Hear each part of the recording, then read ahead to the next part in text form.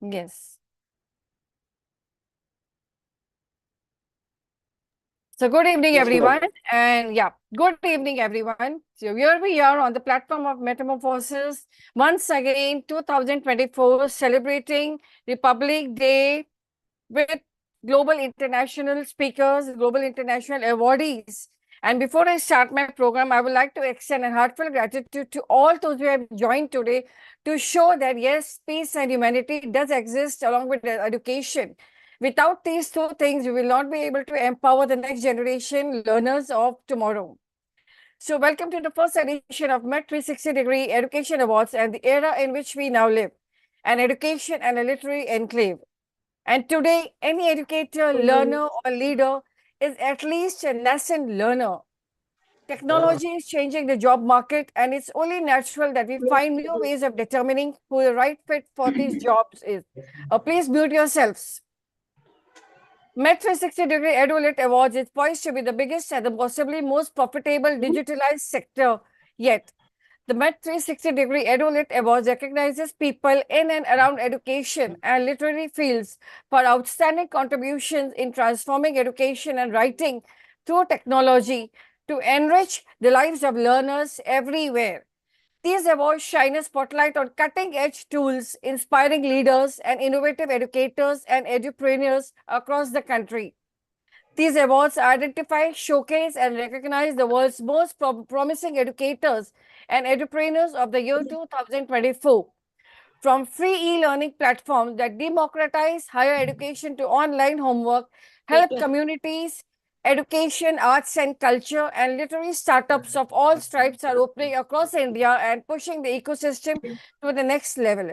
So today, I extend heartfelt gratitude to all those who have made it on the 75th Republic Day celebrations on Metamorphosis 2024. Together, we are here to support and uplift each other, irrespective of our qualification, irrespective to where we belong. We are all humans first. So, humanity is a language of our education that we strive to spread as much as across the globe. So, before I start, I would like the technical team. Chirag, please mute yourself. Please mute yourselves.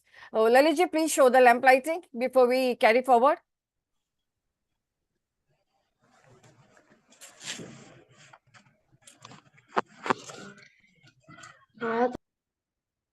Yeah, Laliji, yeah. So let us all start with the lamp lighting.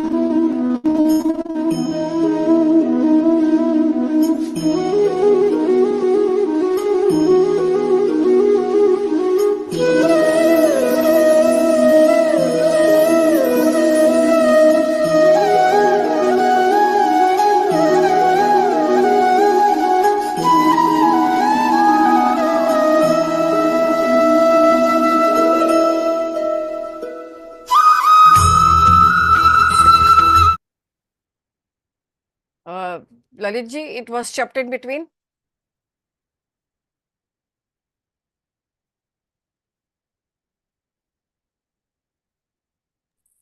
What, ma'am? Lalitji, can you show it again? It was chopped in between, please.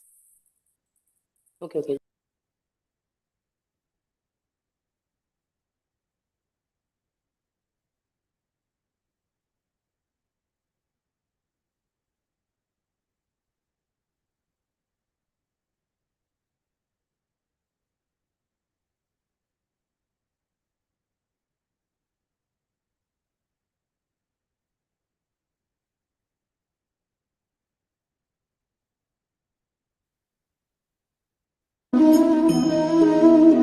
So while doing this, we can just put our hands on the chest and pray for the peace in the world, for humanity to spread as much as possible.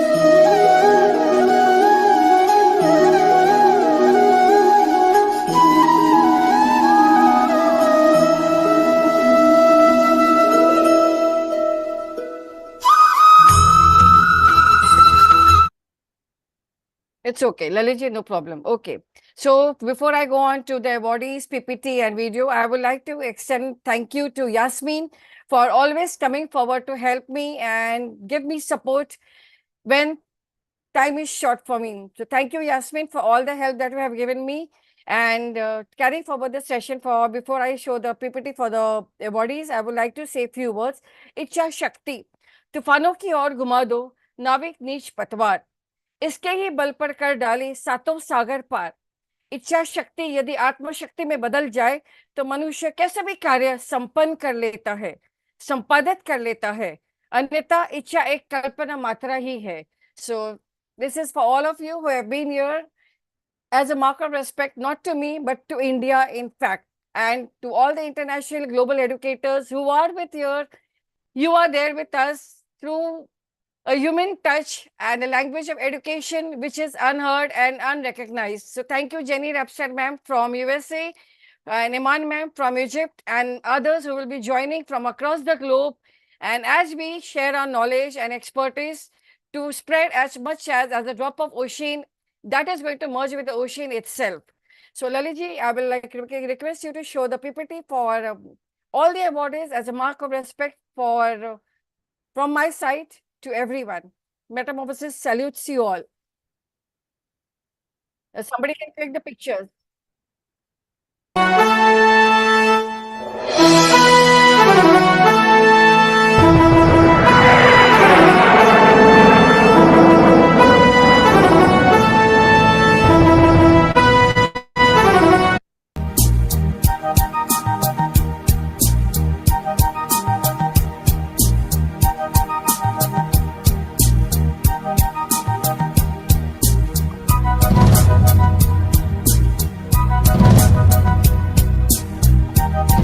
Congratulations to you all.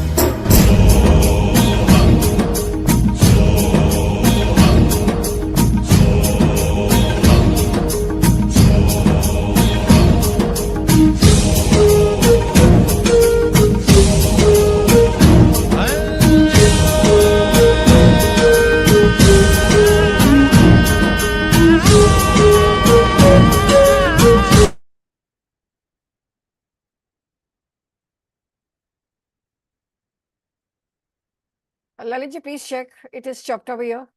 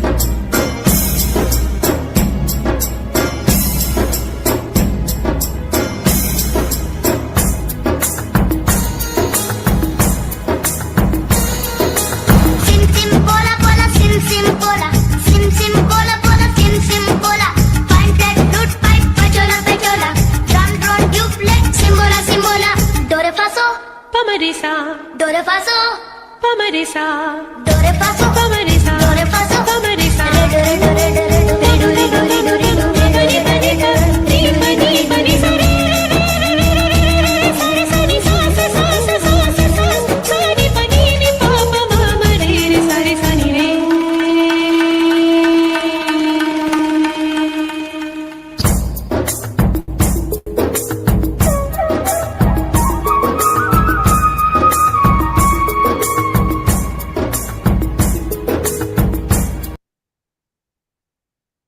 Thank you so much, Yasmin, for this wonderful video. We all extend our heartfelt thanks to you for giving us such a beautiful presentation. So thank you, Yasmin, for all the help. And congratulations to all Met 360-degree awardees.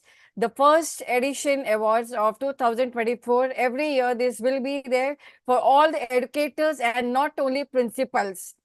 All those unsung heroes who are working behind the screen for the upliftment of the society, for the better nation and a better world, in fact. So thank you, Laliji, for all the help. And New Year is generally a time of hope and resolutions. When we take stock of what we want to achieve, it generally reminds us of what we still haven't achieved. This is right here and now is when we need to stop and remind ourselves of today and who we are right now instead of some bigger, better version of ourselves that we hope to be. Let us not round out into the outside judgment and noise. Let us not wait to be proud of some future version of ourselves, but rather embrace the beautiful, messy, imperfect beings we are today. And let us be reminded of how we show up for ourselves today and every single day. We are actually the unsung warriors of the education. We are actually the heroes of making waves across the nation. During the pandemic, the learning was not stopped. So thank you so much, everyone. And Aliji, I would like you to share the third video, and that is from Madhvi Borse Singh Insa, a small rap of Republic Day. So Laliji, can you show that? Please dance with this.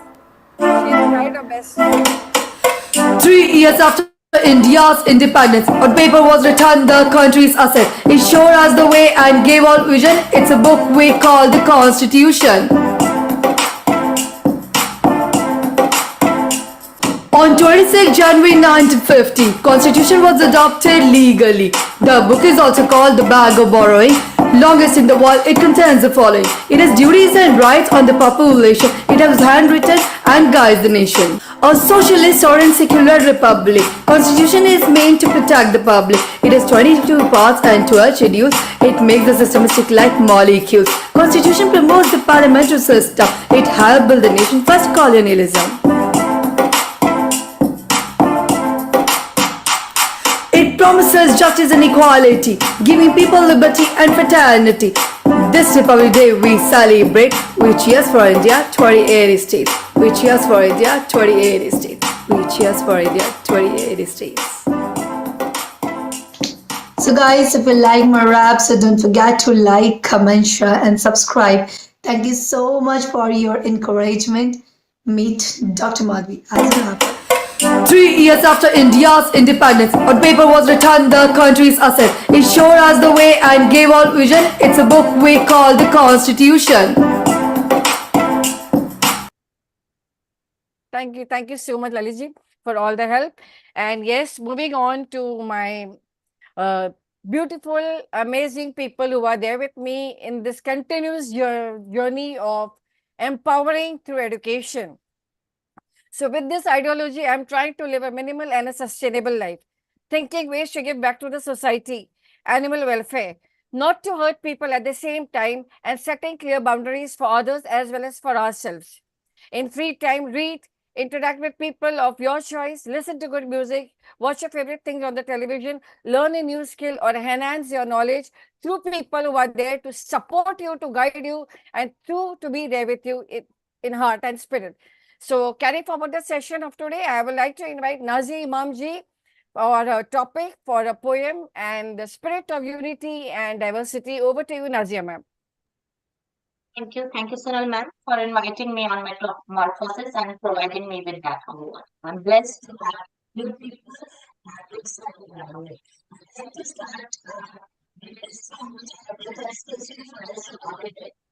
Let me start with your permission.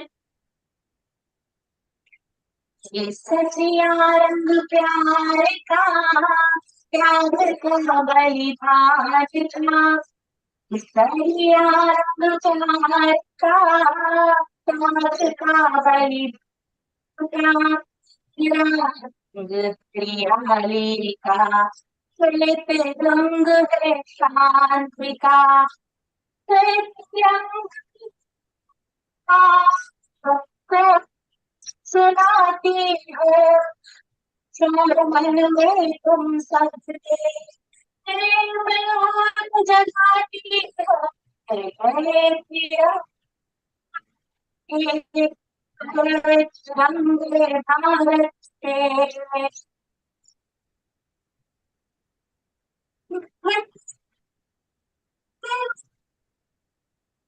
Nazia ma'am, आप आवाज नहीं आ रही है, audio में problem है।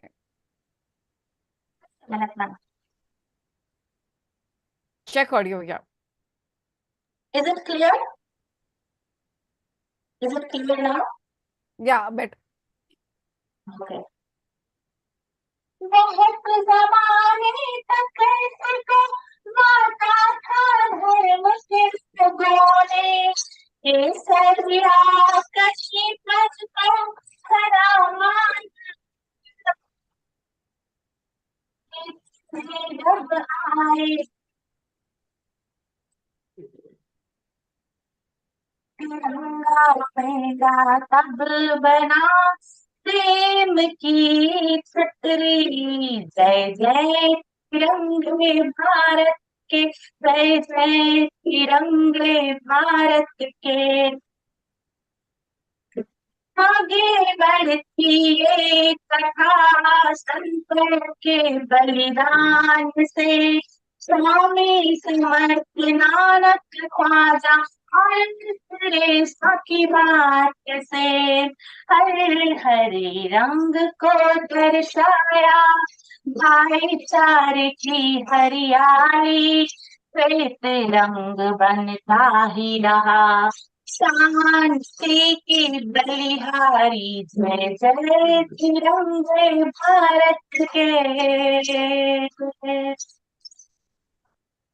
आगे बढ़ी कहानी इसकी माओ के बलिदान से, दे दिया बढ़ते दिनों ने बहुत ही अभिमान से, कश्मीर से कन्याकुमारी माओ का बलिदान था, अब जाकर देश हमारा आजादी को जीता था, जागा है मुल्क हमारा सबके ही बलिदान से, शांति के मान से, मान से,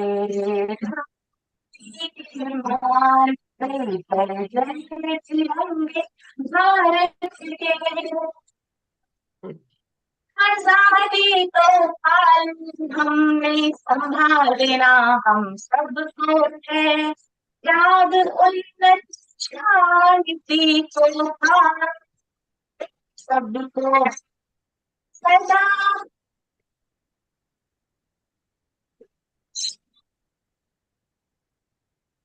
सदा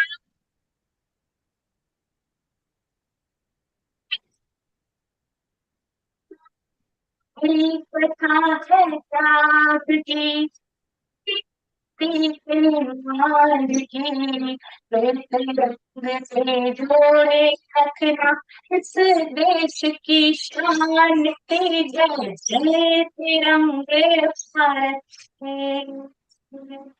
thank you. I'll present my paper in minutes so that everybody can get time to speak. And my paper is about humanity and education work together.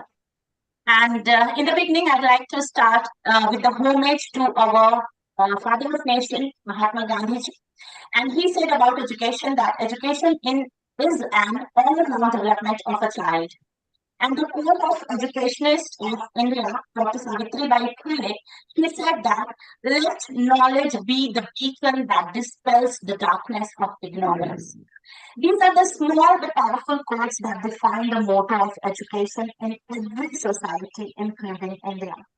A human being is a pious, positive, curious soul created by the Almighty to go through the journey of life in such a way that when it returns to the Almighty, the soul becomes contented, powerful, peaceful, loved, accepted, and nurtured through the worldly life. And this is the essence of education that retains the essence of humanity in a person's life. And when we see the education of our nation, it changes when the generation changes. After 20 years, I have experienced and I know and I convey to my parents as well that after 20 years, the generation changes. So the form of education also changes to cater to that generation. And I'm very, very much happy to announce that new education policy has introduced, not introduced, but it has taken the spirit of education forward to such extent that entrepreneurship development and life skills will be the integral part of education system so that students of our nation can grow harmoniously with the essence of humanity and can help to grow the nature according to their capabilities and according to their efforts, as well as they can help at the world level under the umbrella of the concept of Vasudhaiva Kutumbakam. And this Vasudhaiva Kutumbakam concept connects all the human being around the world as the soul, as the highest soul created by the Almighty. That's all about my talk. I'd like to end my topic with the saying of the founder of Aligarh Muslim University, Sir Sayyid Ahmad Khan. He said that the first requisite for the progress of a nation is the brotherhood and unity among sections of the society. And the founder of Banaras Hindu University, Madan Mohan Malviya ji, has said that the country can gain strength and develop itself only when the people of different communities of India live in mutual goodwill and harmony. So the motto of education in every country must be for professional development, personal development, and for the development of the humanity, so that country get blessings around and that country can send positive vibes out the world. Thank you. Thanks a lot. Jai Hind. Keep blessings. Stay blessed. Thank you so much, Nazia. Thank you for this beautiful poem that you have made. And thank you for being here. And congratulations to you for being the change maker in the society. So moving on to I newly elected advisory member of Metamorphosis, I would like to extend my invitation to Dominic sir for being a mentor on Metamorphosis for all of us through his own experiences and his sharing of knowledge. So welcome Dominic sir on this platform and empower us all because we are all hungry for more learning. So over to you, sir. Okay, thank you. Thank you. Good evening, everyone. A small introduction to myself. As ma'am said, I'm Dominic. One morning in 1984, I entered a classroom as a teacher and I came out as a learner. So from that day till today, I am a learner by profession. That is me. My topic today, as you see, is humanization of education. With the permission of the host and the jam person, can I make it slightly interactive? A bit. Can I make it interactive a little bit? Okay. Now, when we think about a classroom or a class, what is the most important thing there? What's the most important thing, or person, or whatever? Can you put in the chat box? In a classroom, the most important thing. 10 seconds for typing.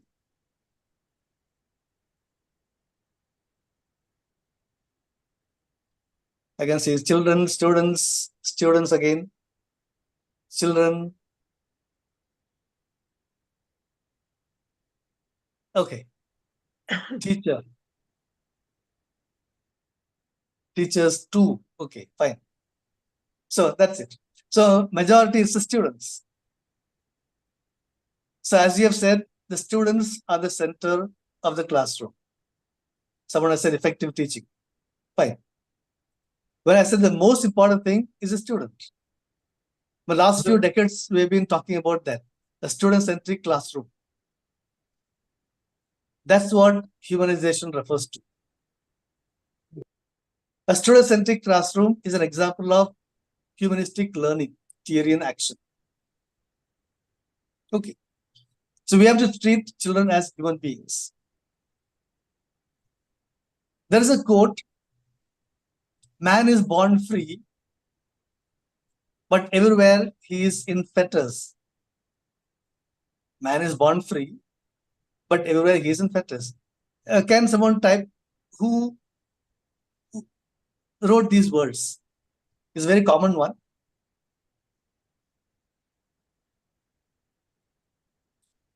Man is born free, everywhere he is in fetters. Let's see who can guess. You can type in the chat box.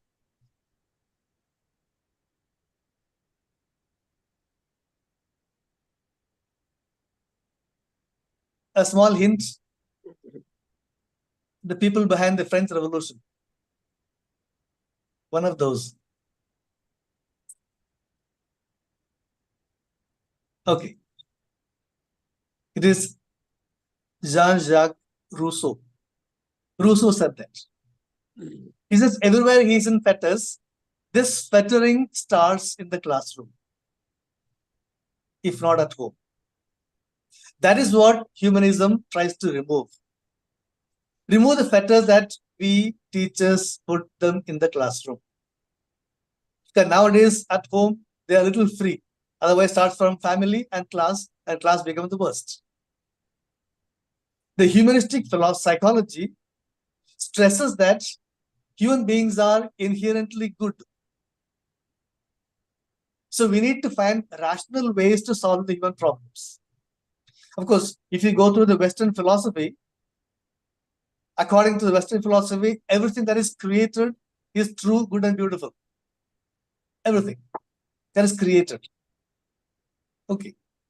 But of course, now if you ask one more question, what is the pinnacle of creation? What is the highest form of creation? Can someone tell me in the chat box? So many things have been created. What's the highest form of creation? Human beings, yes. Yes.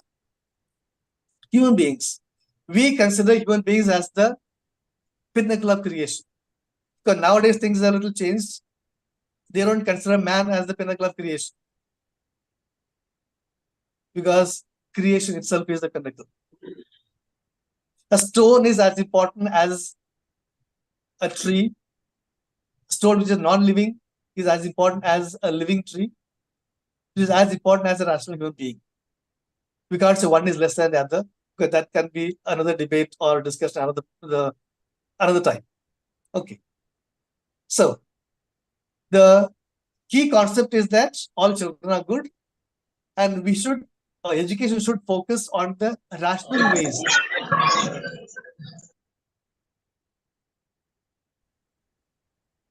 Again, it says students are the authority. So students choose how they learn. So all of the needs must be met in order for them to learn well. All of the needs. So a hungry person needs food first. That's his basic need. Without that, he can't teach him. So if you go to some international schools, Cambridge schools, there is a time they also give food. Okay, in India also we give midday meals schemes, we give food. Okay. So we have to engage in social skills, feelings, intellect, artistic skills, practical skills, all this have become part of the education. And some key learning elements are self-esteem, goals, and full autonomy. Students should be having self-esteem. We have to give them goals, and then they need full autonomy. Okay. Why self-esteem? Because human beings are driven by their feelings. There was a time of operant conditioning where they spoke about, say, rewards and all that. Children are not, or human beings are not completely driven by rewards and punishments. They are driven by feelings. Okay. You give a slap to a boy and give an apple. You think he's going to like your apple? No. Just give a pat on his back, just touch him, stroke his back. That's going to give him better feeling. So classroom should have the best environment that helps the student to feel comfortable. Okay. So a few principles of humanistic theory is that is first thing is student choice. At the early stages, we may not be able to think much about student choice because they don't know what to choose. We have to help them. And as they go ahead, I'm sure most of you must have come across parents who request you, please tell my child to take this particular course.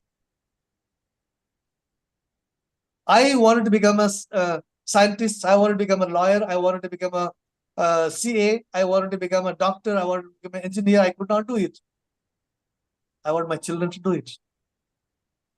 Please talk to my child. He or she wants to take psychology. He or she wants to take arts. He wants to become a journalist. Please tell him, I want him to become a lawyer. I want to become a CA. People come to you. Many have come to me.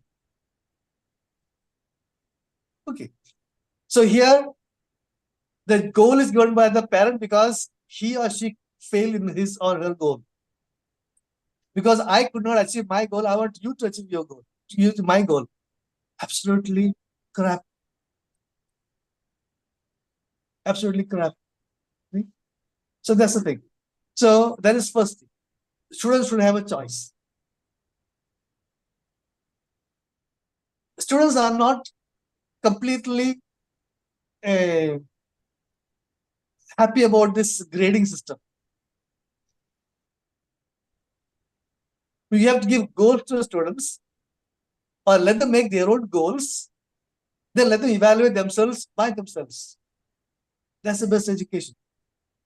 So the target is not a goal given by the board or the school or the teacher or somebody else.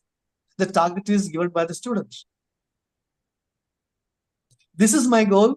And at the end of the day, at the end of the term, at the end of the month, end of the week, end of the task, I evaluate myself. The student evaluates himself or herself. And then that gives the student happiness.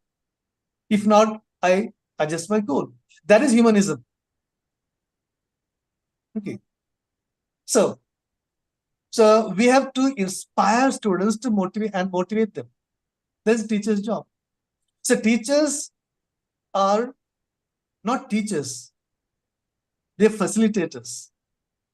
We facilitate learning in the students. We make them set their goals in accordance with their capacities and capabilities. Means the students have to know themselves. The students have to know themselves. That is taught by the teacher. No, I should not say taught. Should be able to evolve. Okay. So then another principle is feelings and knowledge go together in a learning process. The lessons and activities should focus on the whole student and the intellect and feelings, not one or the other. Knowledge is required. I should like to learn that. If I am not able to, if I don't want to learn something, how can you force it on me? Okay, that's the thing. So for this, we need a safe learning environment.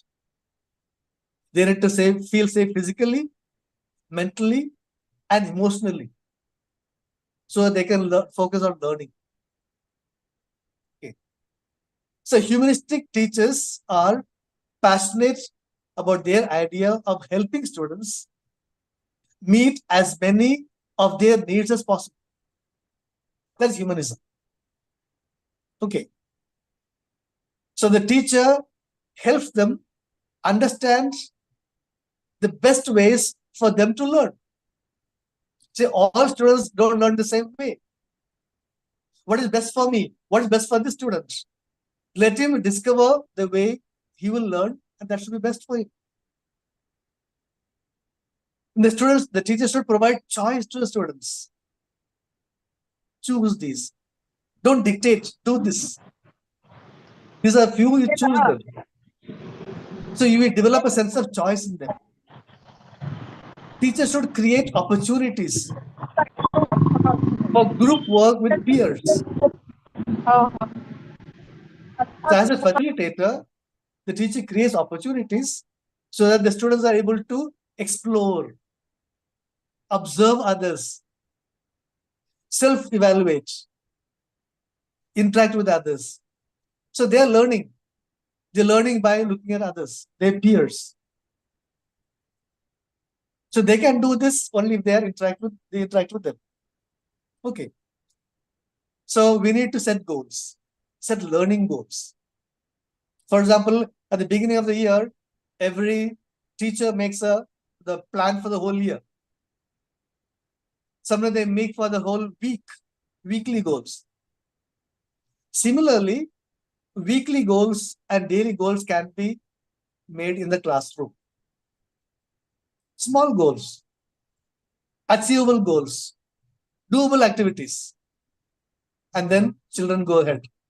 Don't give them a Herculean task and then they can't do this, so we can't do it. No. Do what they can, give what can be done by them. See? And you can even have a kind of journal. Each student should have their own journal. So what they've achieved. See? So they can focus on self-evaluation. They should create good relationship with students. So they can, so they'll trust speaking with the teacher. Okay. So how can teachers, what are best practices? The teachers cannot do this by themselves alone. We have to collaborate with other educators, other teachers. It's not only the owners of the the class teacher or somebody. Collaborate with your teachers, fellow teachers. Discuss with each individual. For this, each teacher should know each student personally.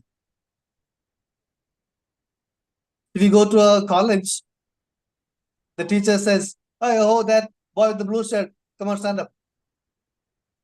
Or that one with the spectacles, answer this question.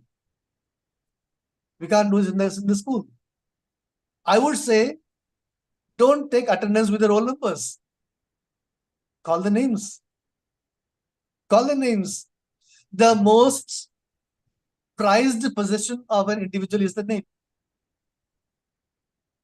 You are in a railway station in Mumbai. Crowds of people. Does someone call out your name? Immediately you will turn. Who called me? There will be a lot of noise and everything, but your name is the best. Call them by names. Even attendance. Doesn't matter you spend extra 2 minutes. Call them by names. Of course, you have to learn the correct pronunciation of the names. That's very, very important. Okay. And teachers have to plan, what I should say, co-plan with the other teachers. You don't teach kind of say comparative learning, co-learning, co-planning.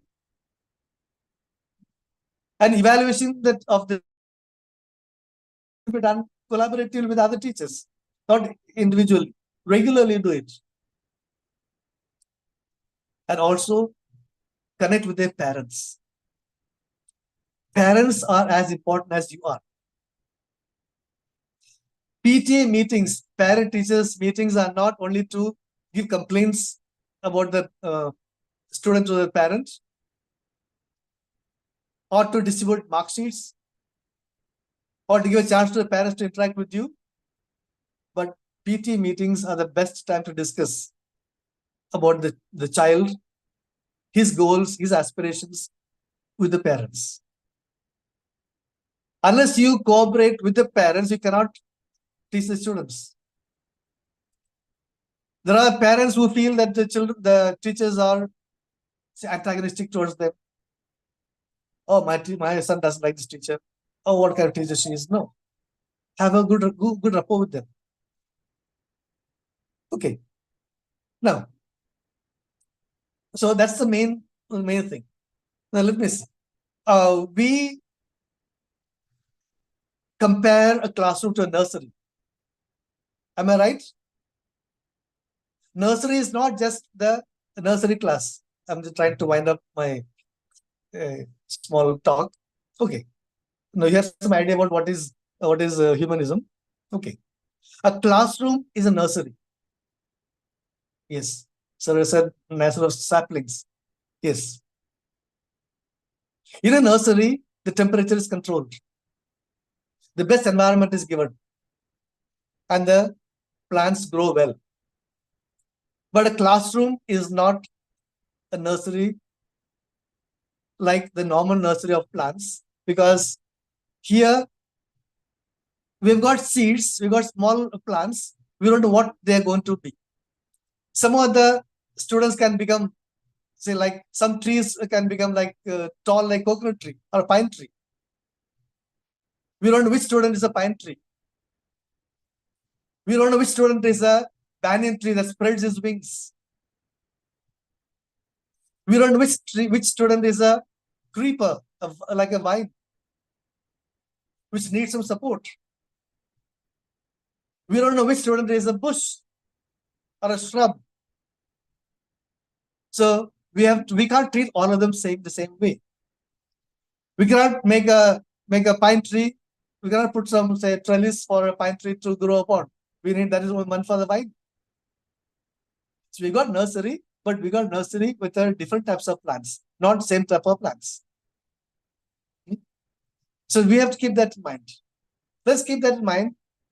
When we go to class, we are going to nursery and not a garden. A garden where you trim the trees according to your likings. You trim the trees according to the shape that you want. Here, let them grow as they are. Let them grow as human beings. Let them treat you as a human being. Let them treat others as a human being. That is called humanization of education.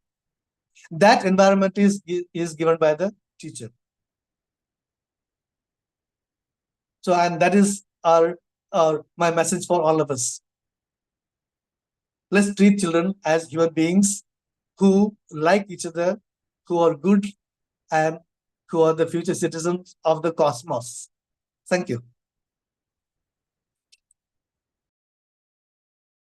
Thank you so much, sir, for this wonderful, I will say, not nuggets, but yes, definitely you have made us gardeners of the education system, where definitely the way we show germination of seeds to the children, the same way educators also have to take care that, yes, every child is a seed that needs a different kind of a germination procedure.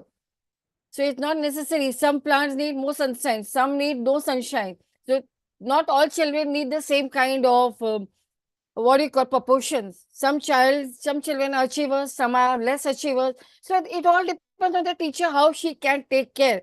And as you have said, we are always focusing mostly on what we need to do for the children. We have never focused on what educators need to do for themselves.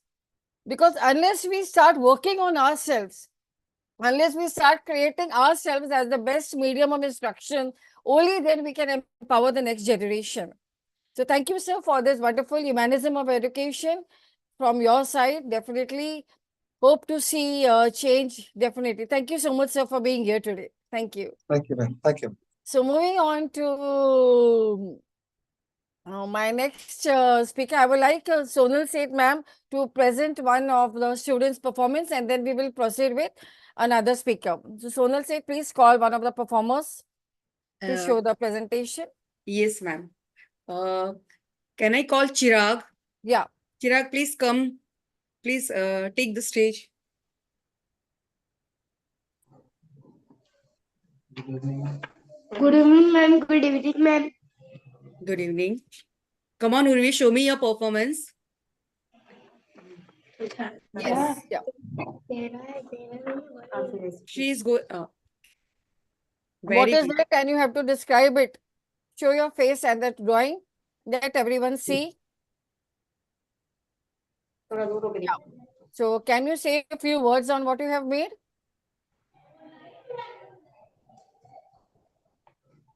Chirag, Chirag? can you say some few words on what you have made?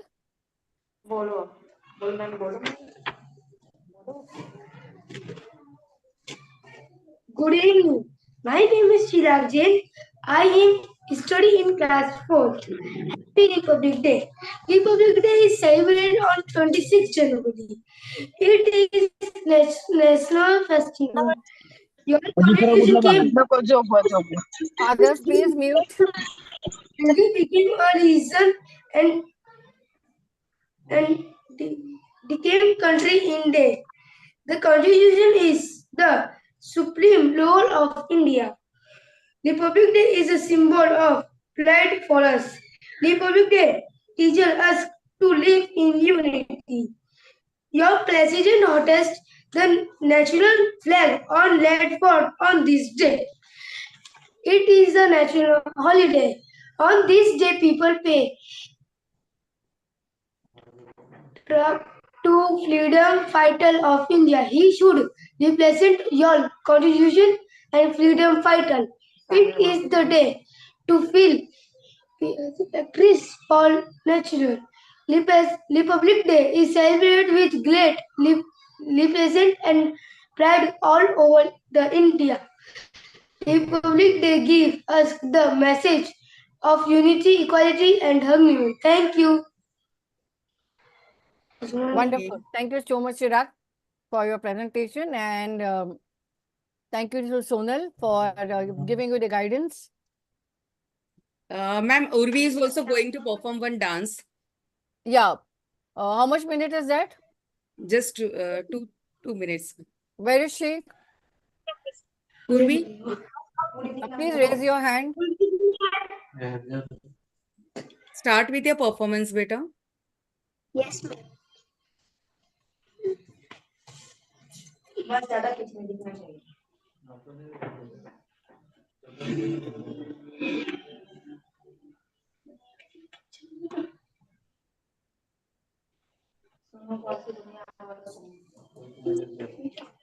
Getting that from YouTube. Please start. Yeah. Yes, ma'am.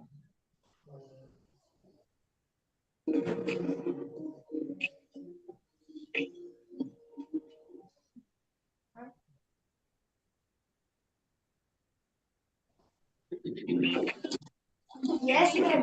I will start.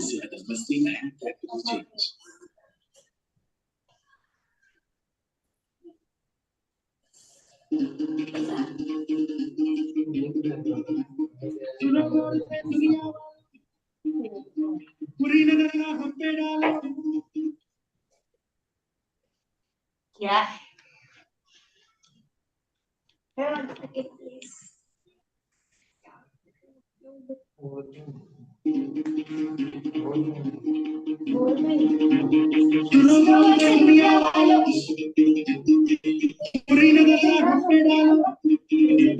सुनो गौर से दुनिया वालों बुरी नजर ना हम पे डालो चाहे जितना जोर लगा लो सबसे आगे होंगे हिंदुस्तानी सुनो गौर से दुनिया वालों बुरी नजर ना हम पे डालो चाहे जितना जोर लगा लो सबसे आगे होंगे हिंदुस्तानी हमने कहा हमने कहा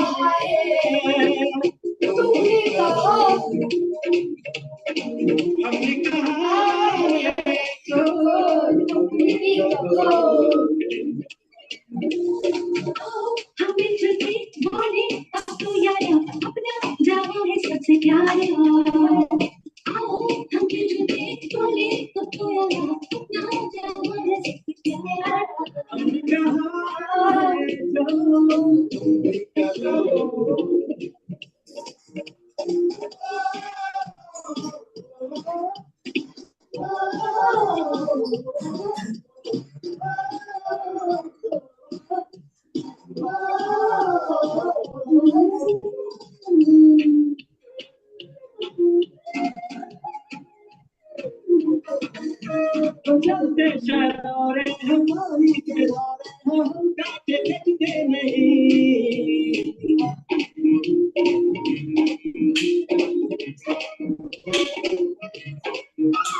जो वादा करते हैं करके निभाते हैं हम पीछे हटते नहीं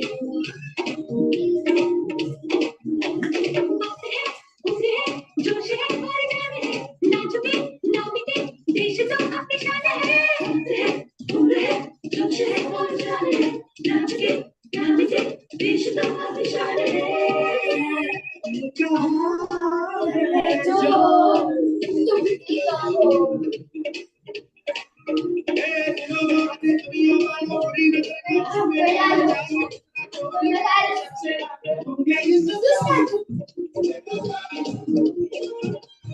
you. Wonderful, wonderful. Thank you so much. Thank you. So wonderful presentation, kids. Thank you for being here and keep giving us the spirit to move ahead.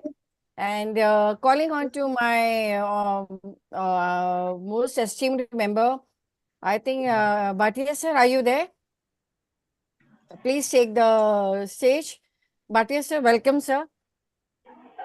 Let us all take the learning from you too. And happy Republic Day and congratulations to you, Bhatia sir. Over to you, sir. Hello. Yes, sir. Am I audible? Yes, yes. Well, good evening, one and all. Today is a special day, Republic Day, 75th Republic Day. I convey my best wishes to one and all. Well, 75 years back, our constitution had come into existence, and our constitution has given us rights also, but at the same time, we should not forget our duties and responsibilities also, because rights, duties, and responsibilities, they go hand in hand. I'd like to get back to my topic. The topic is education, talent, and skills. What is the role of talent? What is the role of skills for the education? First thing is we need to understand what is the purpose of education. A lot of people confuse education with literacy. A lot of people confuse education with a good job. A lot of people confuse education with more money. A lot of people confuse education with degrees.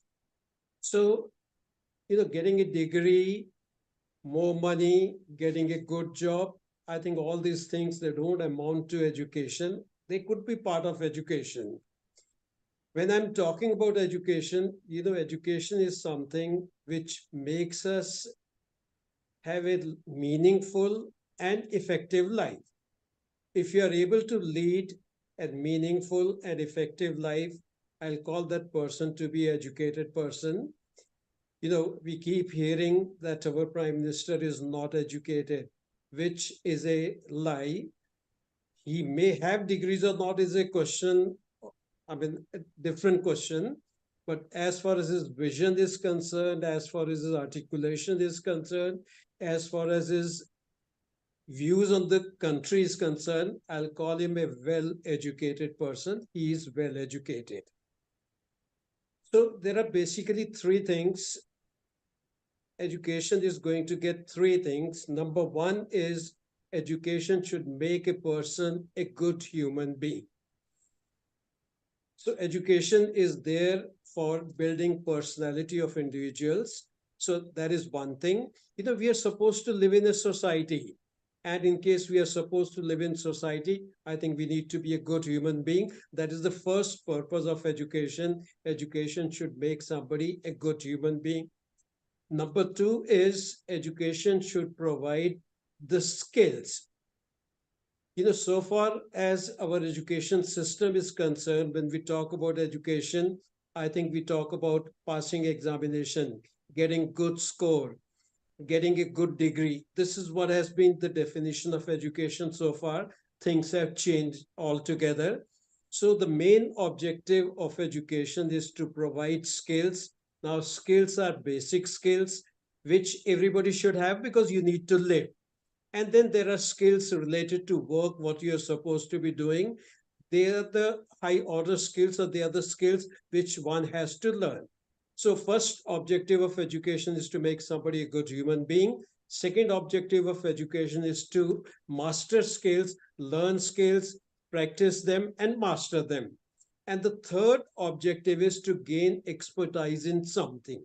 You're learning physics, you're gaining expertise in physics. You're learning medicine to become a doctor, you're gaining expertise in medicine. You want to become a carpenter. Now, again, you need to, master that expertise so that you become a good carpenter. So education is not just related to subjects or academics. Education is something what somebody is supposed to be doing all through his or her life. So three things. Number one, a good human being. Number two is to learn the skills. And number three is to have expertise. The emphasis has altogether changed from teaching to learning. Teaching used to be the first aspect. Now from teaching, the concept has changed to learning. Degree is not at all important. Life is more important. So the purpose of education is to lead a life. Marks are not important. Knowledge is more important. So gaining knowledge is another important aspect. One should gain knowledge also in the process. Your knowledge is far more important than your degree. If you are knowledgeable, if you know that what you learned in your classroom, you are able to take it to your life, I think you are a knowledgeable person. And the way knowledge and information is multiplying, every 18 months, it's doubling itself. Knowledge and information is multiplying at such a faster pace. The kind of jobs the children who are in the KG classes, those who are younger children, those who are in the KG classes, 90% of those jobs, they don't exist at this point of time. Now, what are you going to prepare them for? I think you need to provide them with the skills. And once you have the skills, I think learning becomes much more easier. Whatever job or profession you'd like to take up, I think that becomes much more easier. So working on skills is something which is very important. Everybody is born with a talent. We all are born with a talent. That talent is something which comes to us from our parents, from our grandparents, from our great grandparents also. Even otherwise, there are certain talents which come to you. Sorry, the weather is pretty bad in Delhi and NCR, and it has just affected my throat also a little bit, but I'd like to carry on. I'll carry on. So everyone is born with a talent. That talent is always dormant. Nobody knows what talent a particular child has. I think it's the role of the parents, it's the role of the school to spot what talent that particular child has. I know a number of people, they have talent for something, and for first 20, 25 years of their life, nobody is able to spot their talent, what kind of talent they have. I'll just give an example of one of my students. Mediocre in studies.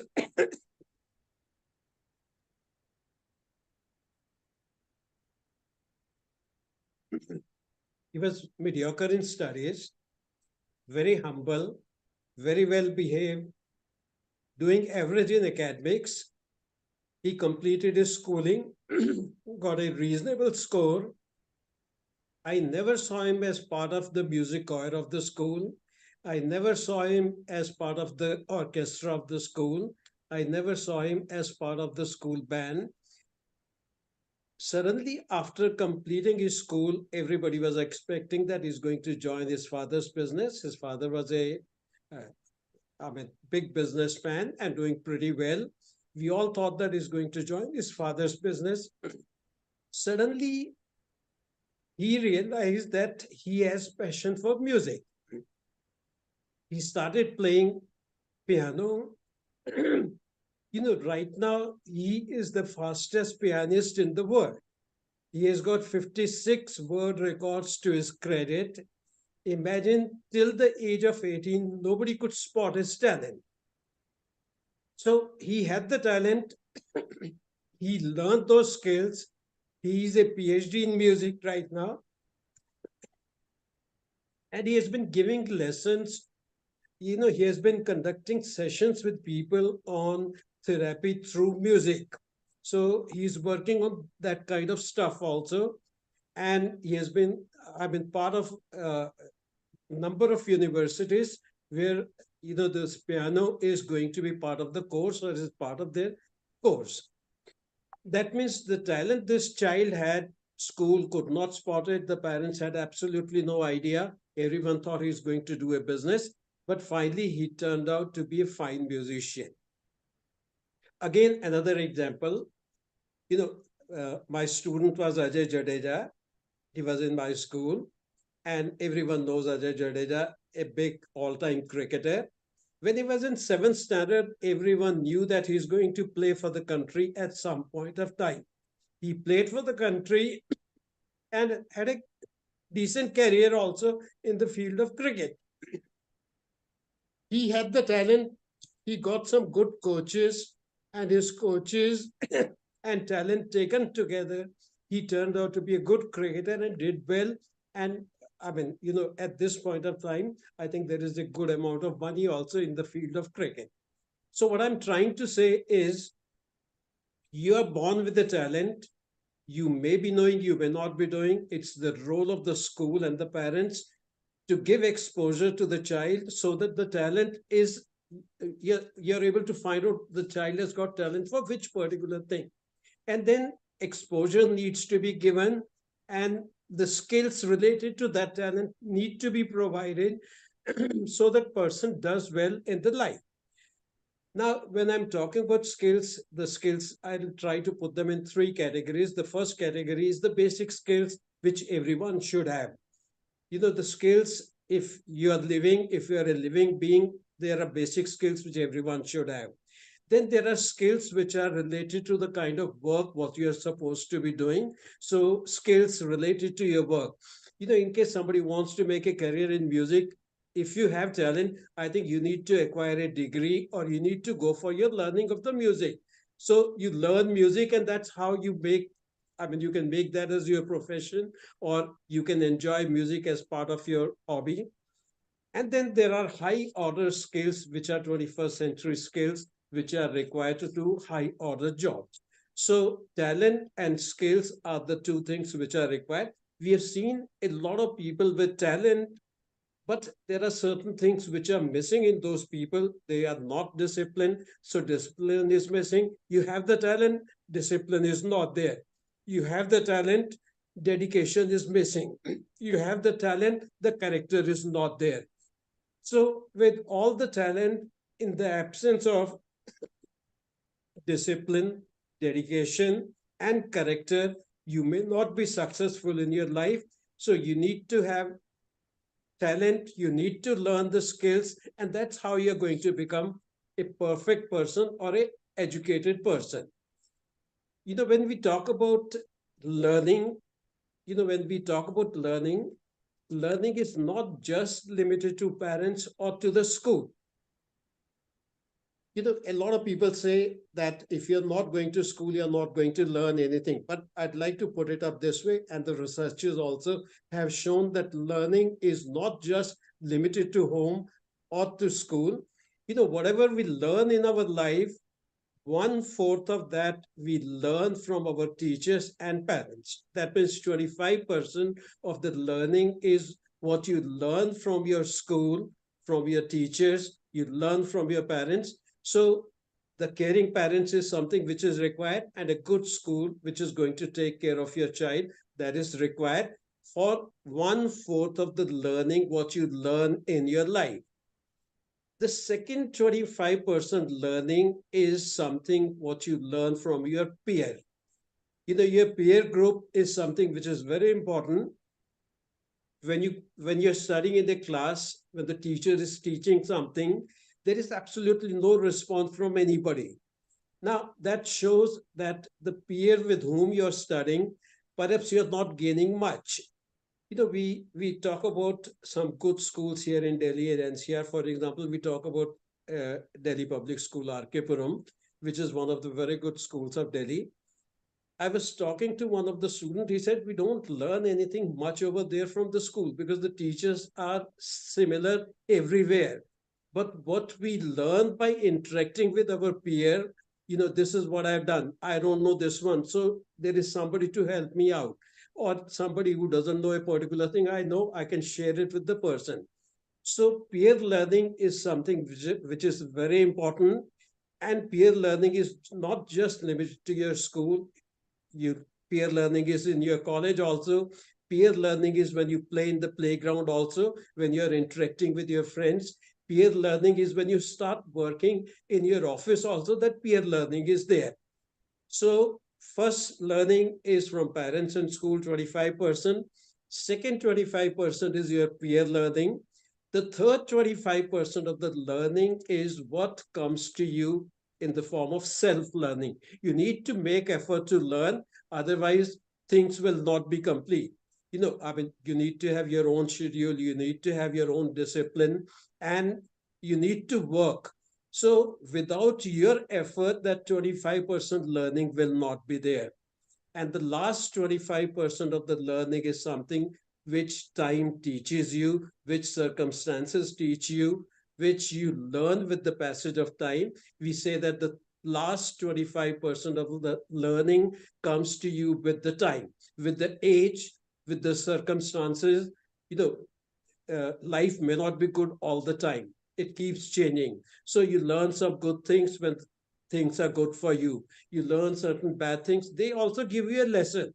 So the fourth learning is something which comes to you by the passage of time, with the age, with the time, you learn that fourth learning.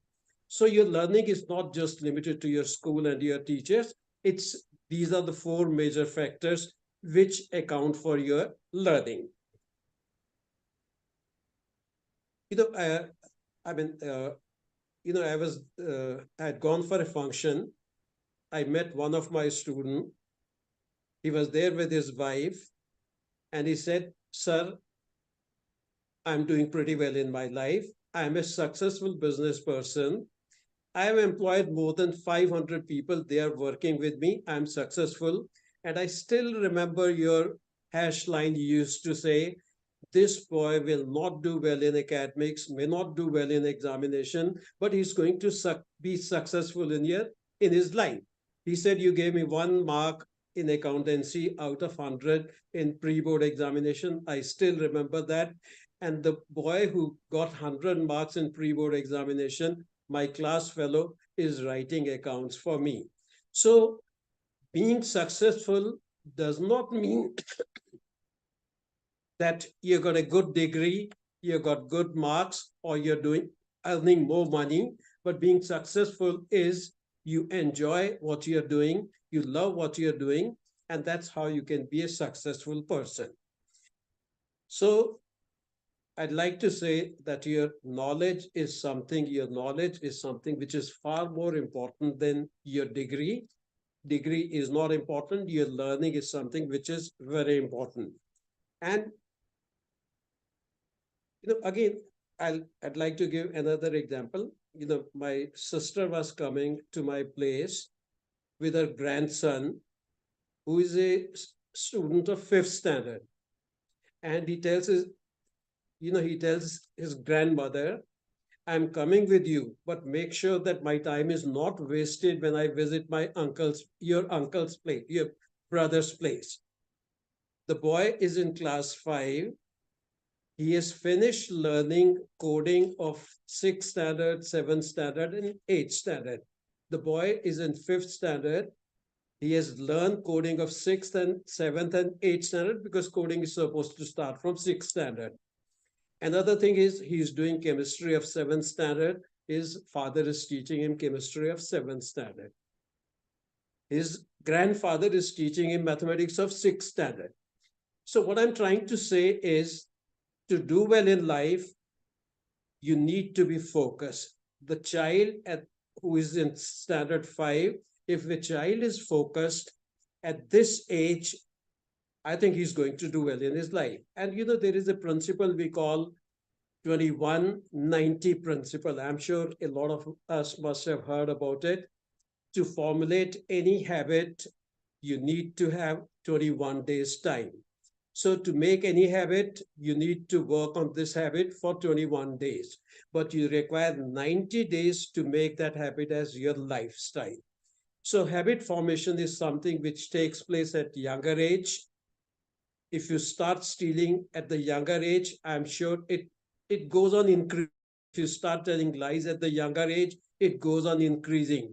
If you formulate your systems at the younger age, I think that goes on as part of your life, and it becomes much more easier for you to be successful.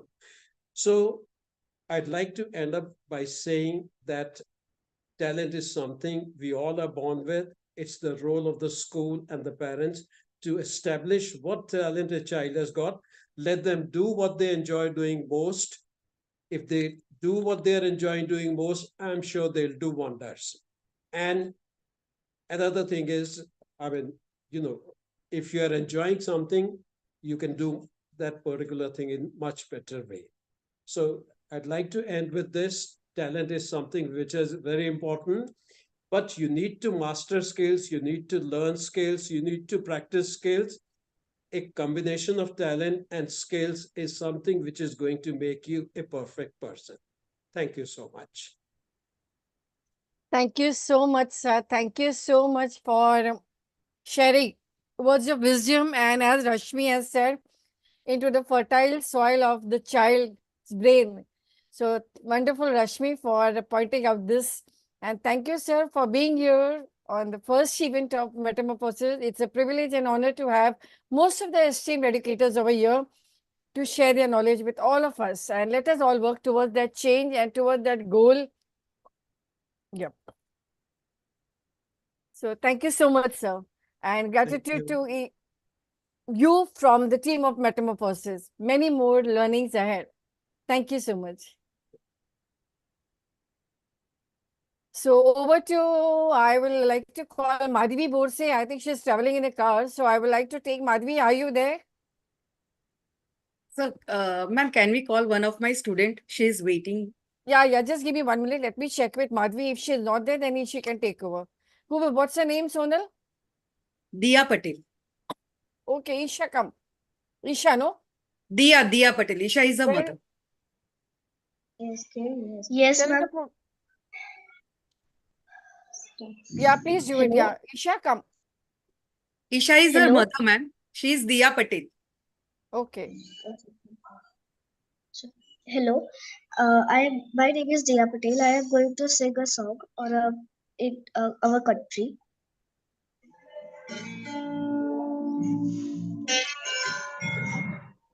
So much.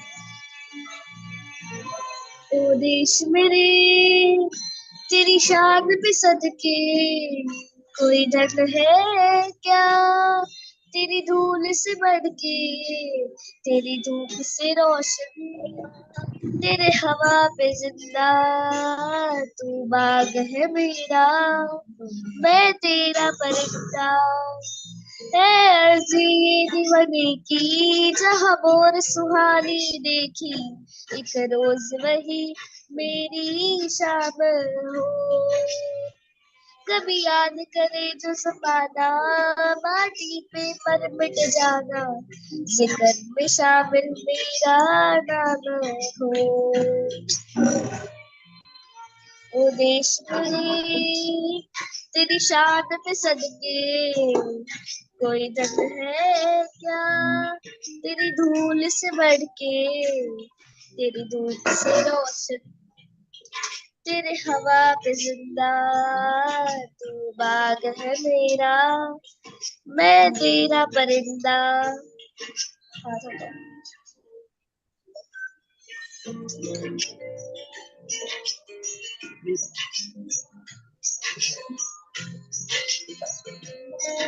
If anyone knows the song, you can continue with her.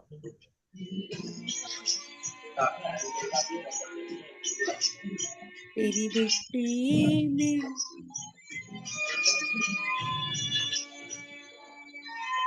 आंचल तेरा रहे माँ रंग बिरंगा हो ऊंचा आसमां से हो तेरा तिरंगा जीने की इजाजत दे दे या हुक्म शहादत दे दे मंजूर हमें जो भी तू चुने शमगा हो मधुशाला या काफिर सिपाही वाला ओ दे दे हम जो भी तू चुने ओ देश मेरे तेरी शान पे सदके कोई है क्या तेरी धूल से बढ़ के तेरी धूप से रोशन तेरे हवा पे जिंदा तू बाग है मेरा मैं तेरा परिंदा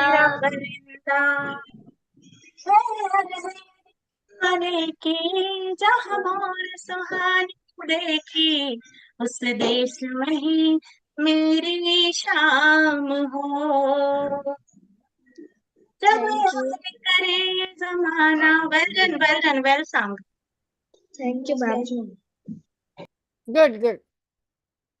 Thank you so much. Anyone else, Sonal? Yes, ma'am. Shashwat. Where is she? Okay.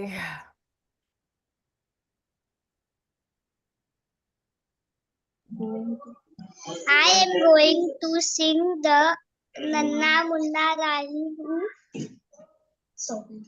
Okay, Shashwat, start.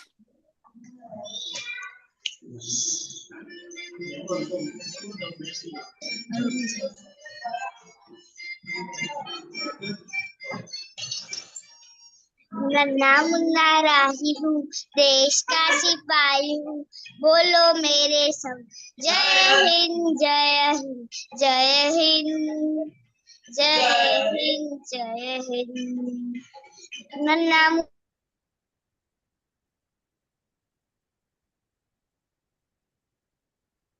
नन्ना मुन्ना राही जय हूँ, हिंद देश का सिपाही जय हूँ। हिंद जय Hind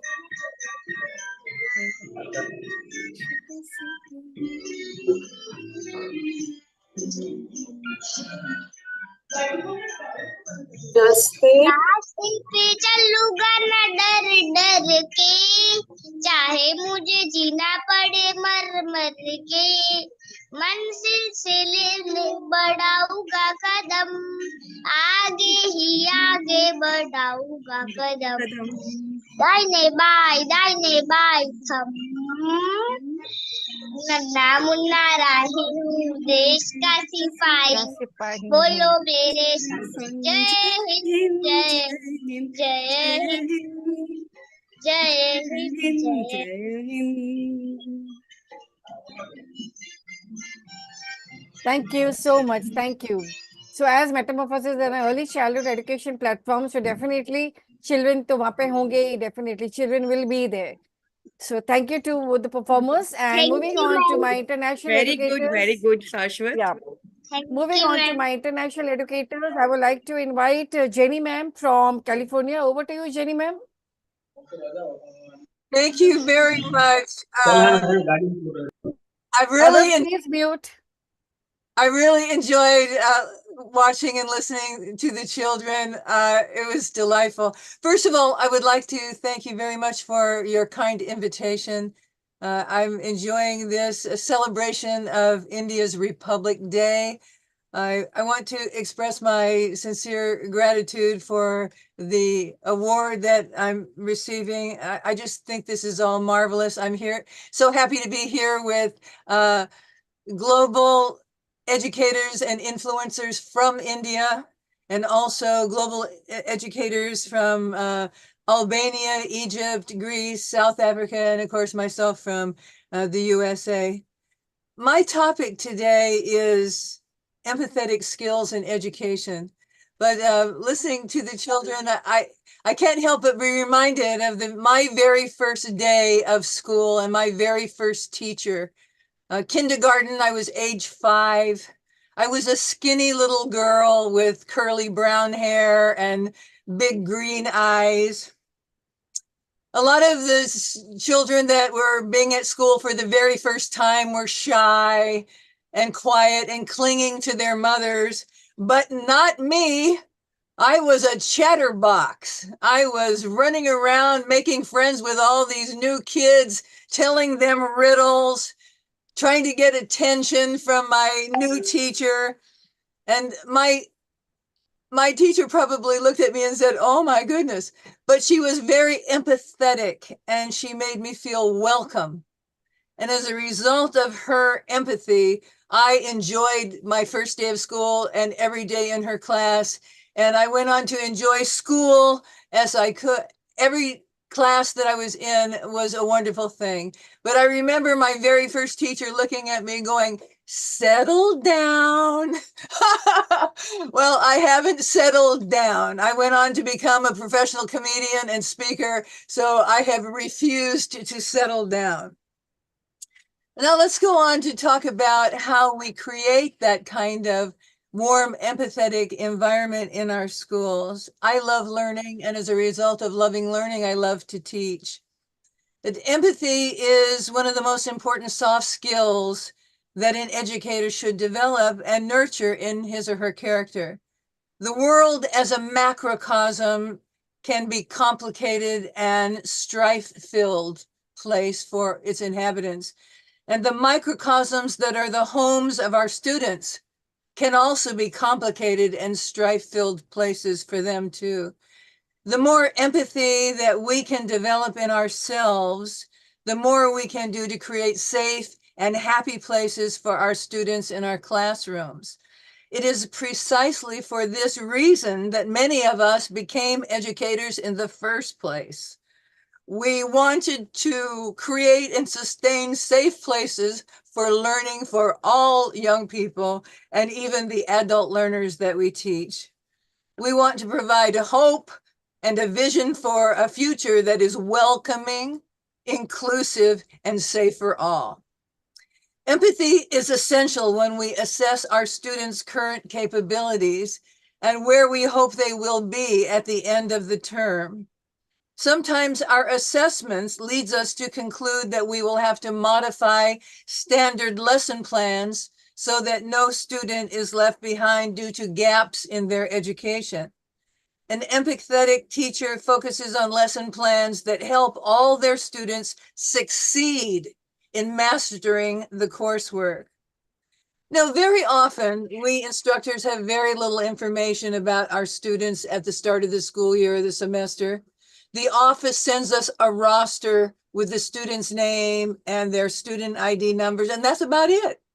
We don't know their backgrounds of our students, and the challenges that they face at home on a daily basis.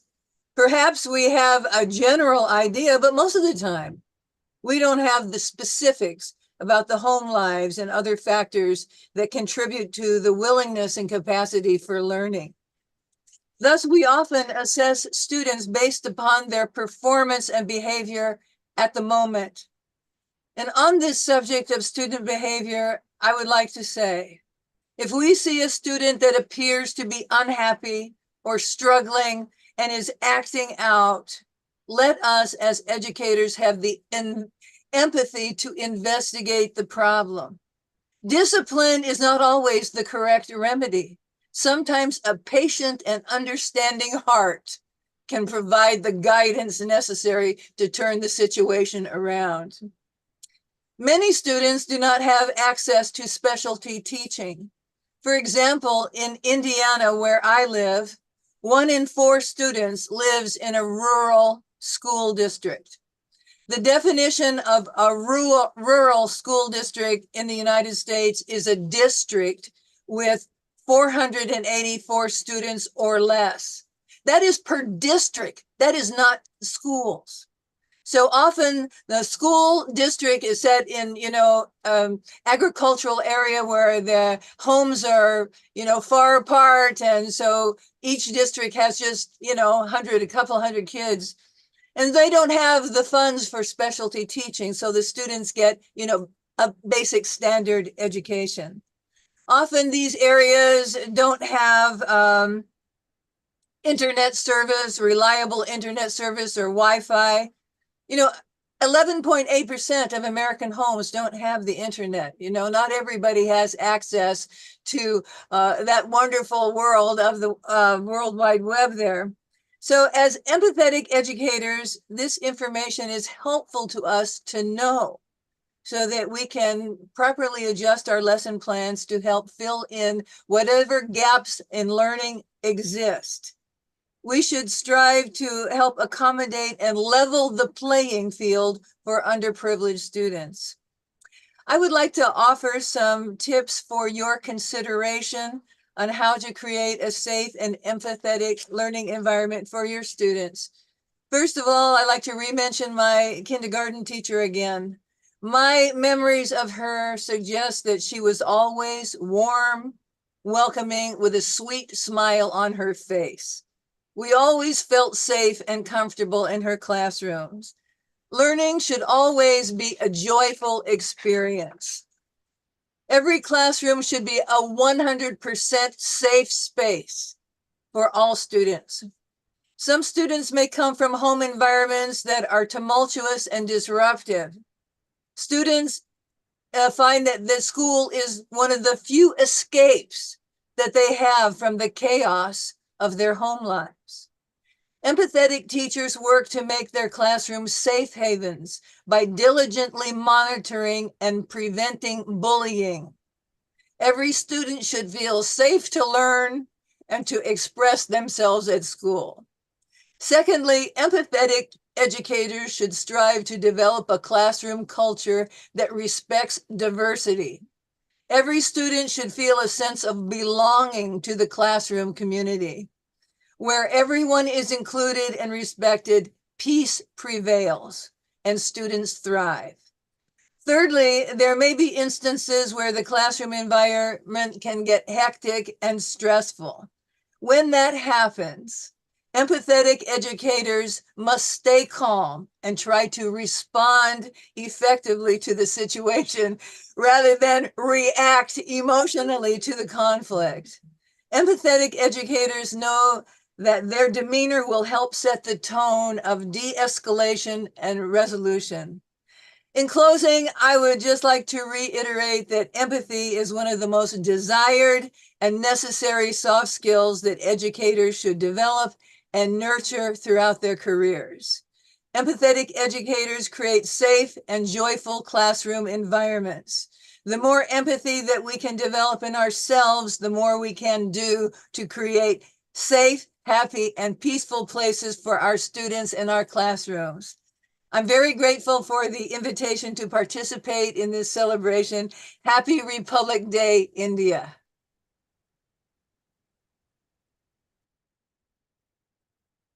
Thank you so much, ma'am. Thank you.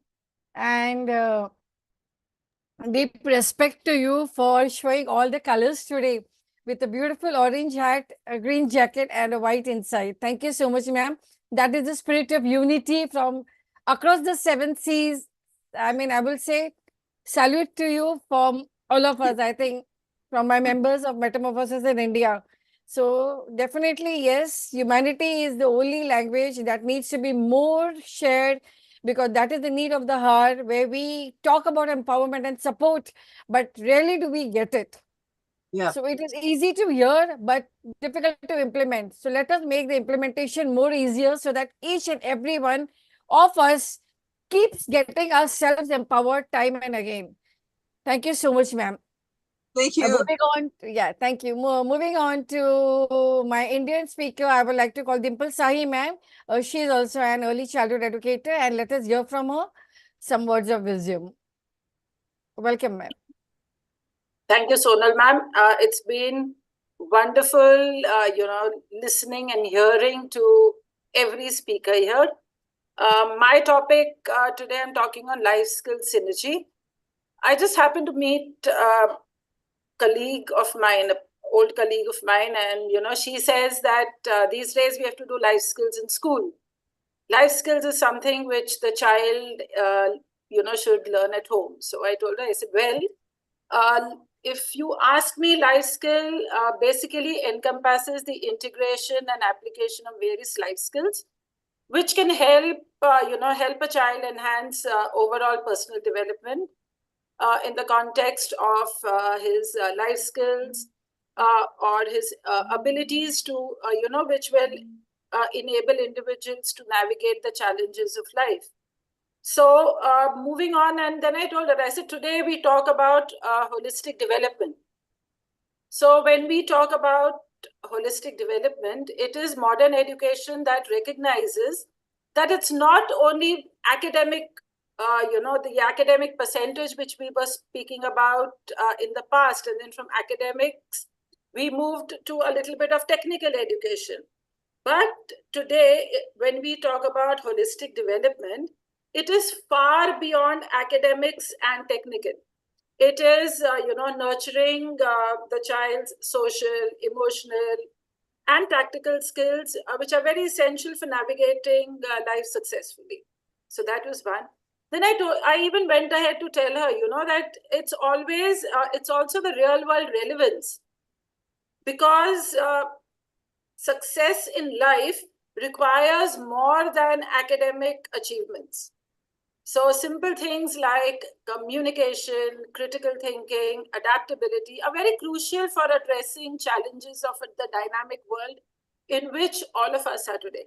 So if it has to be, just the parent working on it, it becomes a little challenging. So just there, when we have everybody there, the teachers, the management, and everyone around working, it becomes more easier for the child to cope ahead with life.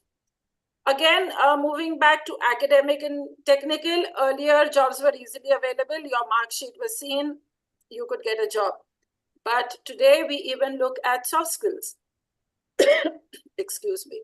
So simple things like teamwork, having problem-solving skills. So today, education is aiming at equipping students with these soft skills, so that we enhance employability. Then the most common topic that all of us always talk about is social and emotional learning, which we even name it as SEL, and a lot of institutes today even promoting SEL.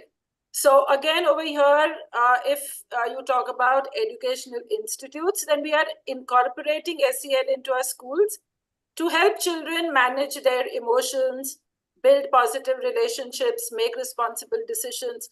As we know, today we live in a nuclear family. Most of the kids who come to us are single child. Very few really have siblings. So it's the school which comes into the picture where SEL really happens. The next is adapting to change, because with the rapid technological advancements happening, societal changes and demands are also increasing on individuals. So today we are having, we are including activities and lessons that are cultivating adaptability and preparing students for the dynamic future ahead. But yes, when we are talking about, technology, when it comes to children, we need to know when to stop and how much to give. So that's there. The next is I would talk about is global citizenship. We are in a connected world, and post pandemic we've seen the world has really become small. So education is aiming to instill a global perspective in the child today. So it's over here, that communication, collaboration are the two things which are very, very vital for interacting with people from diverse backgrounds. Then when we talk about life skill, synergy, it's also lifelong learning. Because as everyone said, education is not about, learn today and it's done with. What I learned today, or, what has been taught to me today is going to be there with me for lifelong. It's not going to be something which can end with formal schooling. It is, it's like, it's life skills such as critical thinking, curiosity, are nurtured to encourage a lifelong pursuit of knowledge. And of course, this can happen only when there is a collaboration between educators and parents. So very important that we, recognize the role of parents in a child's development. So it's not that, the child has come to school and the teachers are going to do everything. No, as a lot of us said, 1/4 of the learning is happening with parents and, and school. The rest is happening with their peers. There is a lot happening even other than that through the various media that children are exposed to. So to summarize, I would say that life skill synergy in today's education is a response to the evolving needs of individuals and the society. So it's not just my need.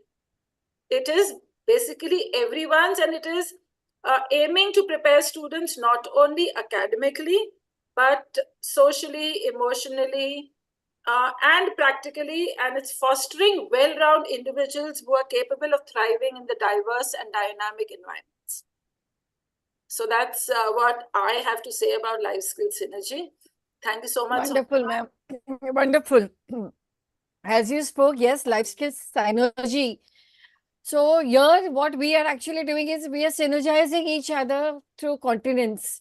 We are holding hands, but not physically, but yes, through education as a language and as a humanistic language, which is more in need. We all are connected and interconnected to each other. Definitely, there is a reason behind that we are connected, and definitely go high up in the universe to bring a change. And thank you, ma'am, for being here with the spirit of Indian that you are wearing today. Thank you so much. Thank you. Thank you so much, ma'am. Thank you. So moving on to another Indian speaker, I would like to call Sameer sir. Are you there, Sameer sir? Yes, ma'am, I'm there. Over to you, sir. Please do come on the stage and take your turn. Yeah, welcome.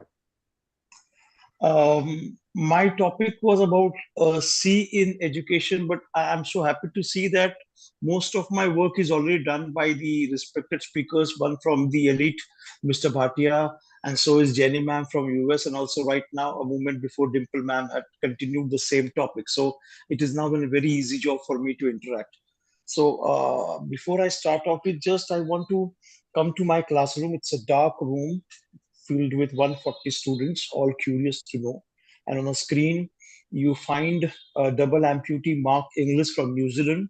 He's on Camp 9, which is 8,352 meters above sea level, and it is on the what we call as a Death Valley on Mount Everest. And this is 15th of May 2006. And this man, double amputee, he is crawling across that death camp, which is you find all the dead bodies spread across on Camp 9, and he's just 800 meters above sea level, and he's crawling across, and within some time, which is very, very vital time for him, because his oxygen cylinder is about to get over, and you see him by the dawn of 15th of May 2006 on top of Mount Everest, creating a world record of a double amputee on the top of Mount Everest. This is not a film, which my classroom is, obviously. It is a topic called Climb Every Mountain from 11th Standard Maharashtra State Board textbook for English.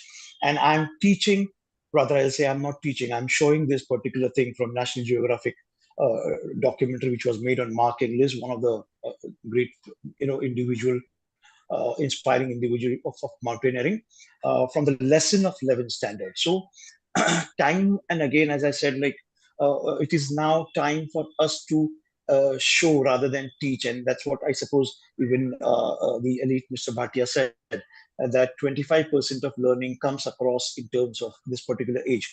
And with the sea of computers, things have changed. The technology has brought enormous change in teaching, and which we teachers are implying in and taking good result out of it. And maybe that is the reason why, if you pick out that textbook and page number 5, the lesson for Climb Every Mountain, and if I read out, though I'll try my best to express and bring in everything what that element of drama, that theatrical which is there in the lesson, I will definitely fall short, because I'll teach, and what they see is something which will be there in their mind for a long period of time, and that could help them to understand the topic in more subtle way. So that was the first C I want to say about, with the element of computers, things have changed, and that has a drastic change. And on this 75th Republic Day, you'll find that this particular change was all there today. Previous to it, we would never call, because our college is more than 10,000 students, so we'll never call them all in one sprint to the college to mice for the flag hosting. But this time we said you can come, because if you don't come, you can even attend the entire event through computers, through your screen in your place, because it was live, and so it was attended by all college students. No, so that makes a big change today. Education is incorporated with computers, or we'll say technology, which makes the classroom, every classroom has a smart class. And that is the reason why teachers today are more engaging. Obviously, that C also starts with which we started off with by Lord Macaulay when he implied education system. It was more based on chalk and blackboard, and so it was a little difficult at times. Though I know, and I agree, and I have all respect for the teachers from the past who did great job to imbibe education. But then still, with the help of chalk, I cannot replace a chalk with computers, because that can bring in more live things to them. So the chalk had some limitations. And maybe that is the reason why across particularly Maharashtra state, we had an education system more based on, there's a great Marathi song called Chadi Lage Cham Cham, Vidya Yehi Gham Gham, which means that punishment was the only way to teach students. And today, if you see, as all of the elite people, right from Dominic sir to everyone, emphasize on learning. Today, the process of entire education is based on learning. Obviously, someone said the chalk is a human touch, but today, if you see, corporal punishment is banned because we use more technology, which was once the time when this corporal punishment was there, because the entire system was based on the moment you do anything wrong, punishment was the only way through which we can imbibe. But today, imbibing education is absolutely not through that. We are more in corporate zone, that sea of cooperation between students and teachers. And that's the reason why the focus is now on learning rather than teaching. When I say chalk, when I say Chadi Lage Cham Cham, the entire process of education was based on teaching. It was not and never based on learning. Today, the entire focus from teaching is shifted to learning, and that is the reason why technology plays a very important part. But as I said, chalk was a human touch. So we always have to see that you should not depend entirely on technology, because just now Jenny ma'am said that in America, a country which we define as in the say front runners of technology, they too have around 11 to 12% families without internet. So just imagine this in India. Obviously, that number will be more bigger. So as a teacher, I cannot simply depend on technology, because the moment I say I'll be depending on technology, it will be a very difficult, that could be the competition part, which I want to see. After chalk of chalk, which was once, and then shifted to computers, we also come to the point of C called competition. A lot of competition. Initially, the competition was with how I can bring in the best thing from me to the students. But now the competition of a teacher is not just best thing from me to the classroom, but also how to compete with technology, because my students, they are in the class and they have this thing called mobile phone, internet, and everything, through which they look out for everything. Whatever I speak, I try to teach, I try to express everything. They check, and there's always a check and rechecking of what I speak. So as a teacher, I always have to be on my toes and be ready with everything. That makes a teacher more competent. Though there is a competition, but that competition makes a teacher more competent, because before I check into classroom, I also have to go through. This is a very good point. Somebody said that we have to always check Google. As I said, I cannot depend entirely on net. I also have to go through the traditional form of books, encyclopedias, and my own knowledge, my own understanding, and my own information, what I have sustained through 26 years of teaching. And that amalgamates all into one. So if simply I check internet and if I walk in, there could be wrong information. And that could be a situation which can be, a very, very drastic for a teacher. So this brings a teacher a great job. We have to compete not with technology, but we also have to look in if that technology is giving it right answers. And if I say I will not use my technology today, every student is a tech savvy student. And if I go with the old school method, obviously that could bring a kind of conflict in my class, because when I have a smart board in my background, and if I don't use that smart board, then as of my other teachers are using, obviously a situation would arise where students will start to say, then why don't you use? So obviously I have to use as a classroom, as my college is equipped with staff smart room, I have to, but also I have to see that I should not give up that human touch. Maybe that is the only reason I cannot depend entirely on what is behind me. I also see and I also understand what is in the foreground. And so I teach with compassion, I teach with technology, I teach with computers, but I also see that it is competent enough to go through each and every resources available, and then I can bring in the best. Because what I'm trying to create, that again comes with C, and what I'm trying to create is a wonderful, better world. And when I think about wonderful, better world, it should be holistic in the sense you cannot simply walk into the classroom with all information gathering through Google, because that could be wrong. And even it is wrong on my end, because if I have no information, just picking up from the Google and give it to them could be wrong. So as I said, absolutely, I have to go with a traditional method where there's a human touch, where a combination of teacher and student is always not just teacher and student. Sometimes I have to be as a mentor, sometimes to be like more a family member, sometimes even to be as a friend. So I can pat on his back, I can say something, few good word out of and this is how collaboratively we work. And that again comes with C. Collaboration between student and teacher is more important. If you see what I'm saying is teacher and student, no, it is about student and teacher, because now the entire focus is more about learning. So with this, as I said, like Dimple ma'am spoke about that technology plays a very important part, and so it is computers. But I also carry chalk, because if I depend entirely on computers, then that could be wrong. N number of times, because of the technical issues, because of all these, there are so many places in Maharashtra which I visit they don't have anything. Forget about in the blackboard. So that could be a difficult time for me to if I depend entirely on computers. So I have to carry a chalk. So an Indian teacher is a one who will carry a chalk. Indian teacher will also be known with how a computer thing or a technology can be used. Indian teacher also knows to be compassionate, because I've been to places where students don't come for schools if they have harvesting season come. So they have to work in the farm. So I have to be compassionate to understand the plight, what the situation they are into. And with all these C's, a competition, I'm putting my students is a global competition. If I simply go with traditional means of teaching, they will be left out. And somebody, I suppose, Dimple ma'am said about how the workforce today is. Today's workforce is not confined to their district, to the state of Maharashtra, to the India. It is a global. And as if I have to make my student competent enough to stand in the competition, which is throughout the globe, I have to also make them understand how you can use technology. So all these C's come together, right from chalk to computers, and to make them competent, because I have to create a good, better world for them.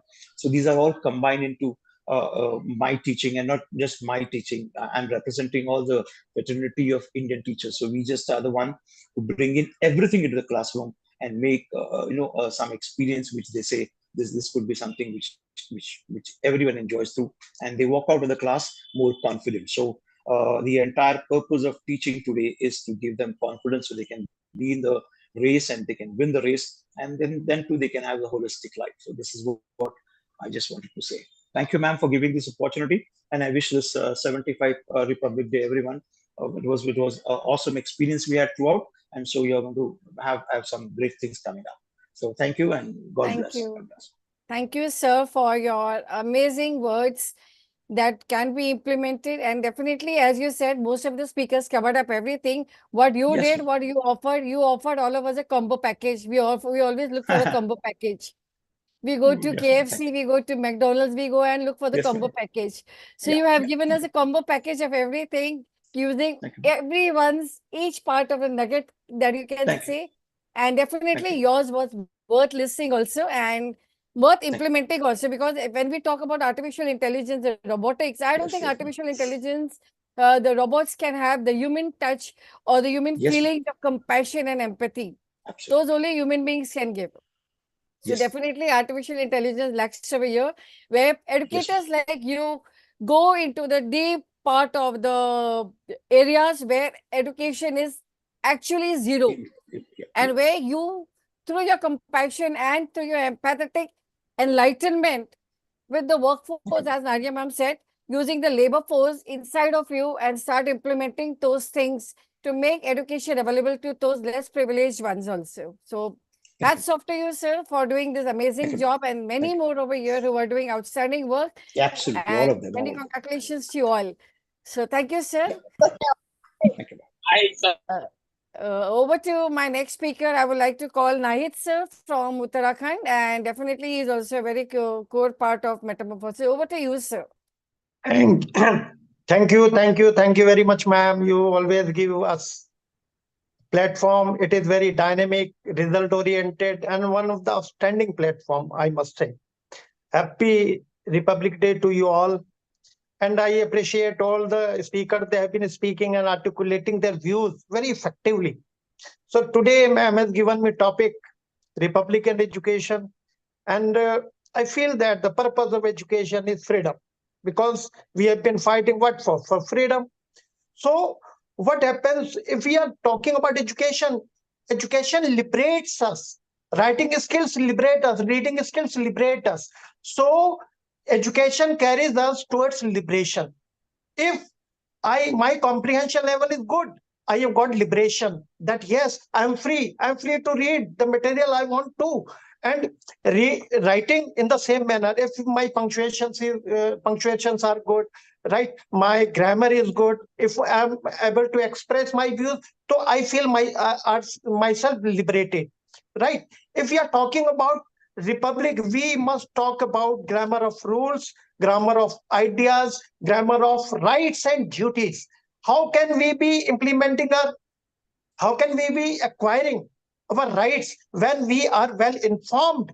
And how can we be well informed when we are educated? So teachers have been doing marvelous job in terms of imparting education and empowering children so that they could become informed citizen of this country. Yes, when we learn, when we educate ourselves, when we spread education, critical thinking develops, and we are able to have choices. We are able to take decisions, and when decision is there, when negotiation is there, right, we are the winner and entire world is the winner, right? Civic participation, we are participating in the process of civic liberties, right? Helping each other, collaborating and having empathy with each other, right? And according respect each other. So especially respecting diversity. When we are respecting diversity, we are indeed respecting the soul of our constitution, grammar of our rules, and we must salute each other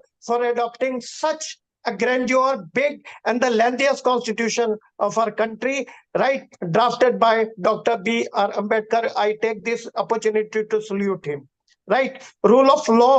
We should be aware. How can we be aware? When we are learning, when we are educated and things are going very properly. The human being is very social human, right? So we should take responsibilities. And how can we understand responsibilities? When we are educated, right? Conflict resolution, problem solving skills all come through education. So we need to be educated, right? Adaptability is very much required. As sir stated, Bhatia sir stated, no, every 18 months, technology is developing, doubling. So we need to be very adaptive, responsive, whatever is going on, because first quarter of 21st century is over. Time is running very fast. So we must be adaptive, because many sectors are diminishing, disappearing, eliminated from this planet, and many new sectors are coming up. Collaboration, very, very essential. And collaboration is in practice when we are educated, when we are thinking, understanding perspective of others, right? And yes, empathy. What is happening today? World is overloaded with over opinion due to social media, and even I should say that silence is superpower, right? Because we are not listening to people today. We try to listen, understand, and learn, and we should try to acknowledge. You will see that world will be very fertile for developing culture of understanding, love, brotherhood. Thank you very much, ma'am. You have given us an opportunity. It is very cold in Uttarakhand. Thank you indeed. Thank you so much. Thank you, ma'am. Thank you, sir, for being here. And definitely, as you said, it is very cold over there. And over the world, it is very cold. Everyone is wearing mufflers and jackets and monkey caps. And in spite of all those challenges, we are still here creating life skills synergy amongst everyone. So this is what its collaboration is all about. Being there, our peer-to-peer learning, what we can say, everything in education. So thank you so much, sir, for being here. And over to my international speaker. I would like to take Iman ma'am and Spesha ma'am the next. So Iman ma'am, over to you for being so patient and thank you, my dear sister, Thank you. Dr. Sonel Jajmam, for inviting me to be with you. Really, being after such eminent speakers means that I don't have anything to be added, really. I have a lot of information by listening to all of them. So hats off to all of you. And I'm very lucky also to be behind my dear brother, Dr. Nahed Raza, because he added also a lot to my knowledge. So my talk today is about motivation of youth and women in education. We are in the era of AI, but we need to consider the issue of HI. Human intelligence is very important because AI itself is done by HI. Without human intelligence, we don't have artificial intelligence because it's already done by humanity. So we need to focus on humanity. We need to have ethics-based education. We need to try to initiate leaders. Leadership is not centralized. We need to distribute the issue of leadership every part all over the world, and I think we need to create or motivate leaders everywhere. It's not good to be only the leader in the place. It's not good. We need to motivate leaders. Inside your university, for example, if you are the principal, it doesn't mean that you will be the only leader in this place. Doing this means failure. We are here to build people, not only to build good buildings, infrastructures, and so on. Human is very important. So let's motivate holistic and long life learning. Let's motivate self-learning. Don't depend on giving information. I am the teacher, I am the teacher, I am the doctor. It means that you will not add anything to your students. We are here to motivate. We are here facilitator. We are not only drawing a picture. We are trying to motivate our students to draw the picture of the future. Without engaging the students in this issue, it means that we are doing nothing. We need to motivate them. We need also to have active learning. By having such soft skills, including empathy and also communication skills and many skills, only skills are tools. Love and responsibility. Love will support you to distribute love. By distributing love, it means that you are distributing success. Without love, I think failure will be the virus, will damage our world. Because we need to depend on love and responsibility as a messenger and as an educator. And regarding the responsibility, it means that, thank you very much, thank you. I appreciate all of you.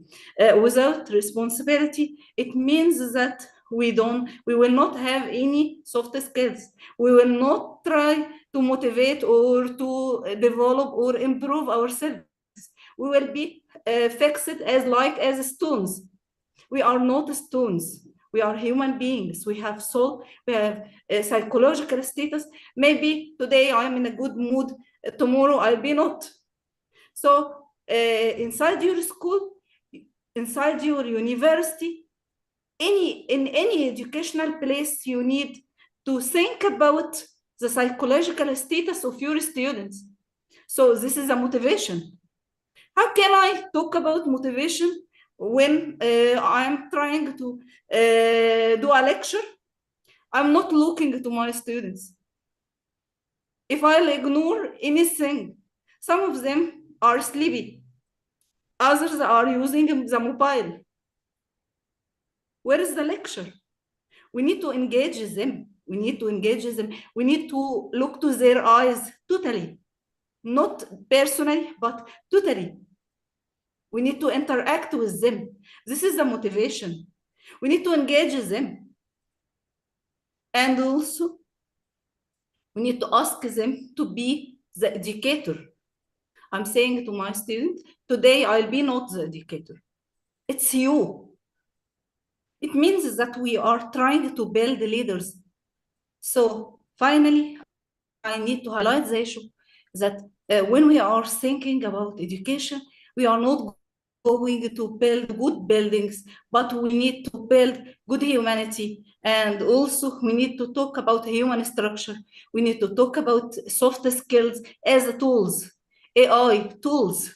All of these things are only tools. Educator is the best and the most important thing in the issue, the educator.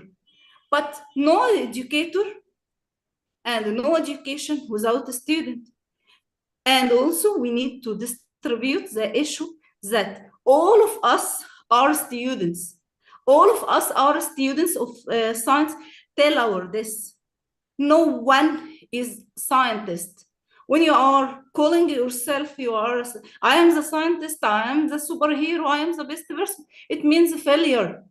Because we have nothing compared to others. You are adding to my knowledge, and I'm trying also to add something. I don't have anything without listening. So we need also to motivate our students to listen.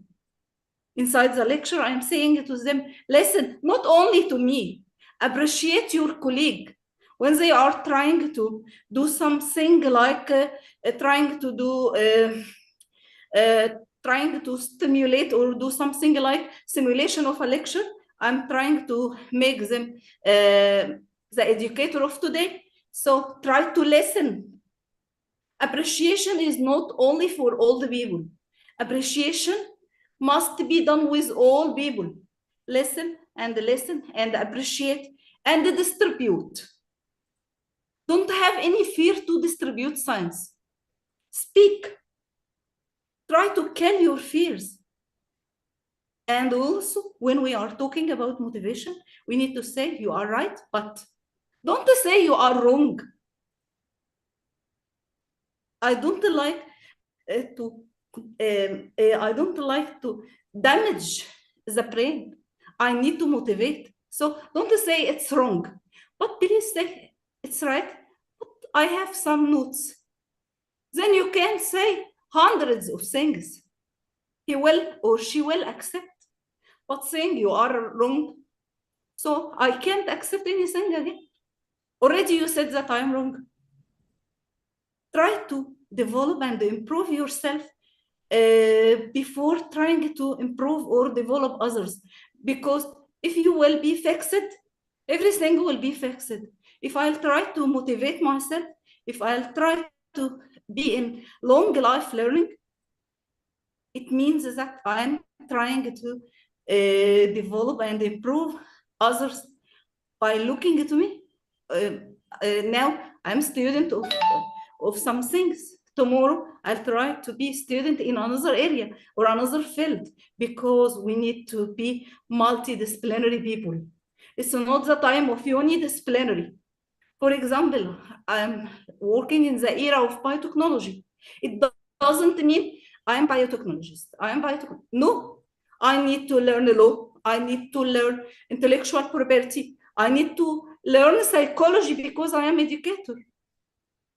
So multidisciplinary is highly required, and also motivate yourself to be a student in long life learning cycle before trying to motivate others.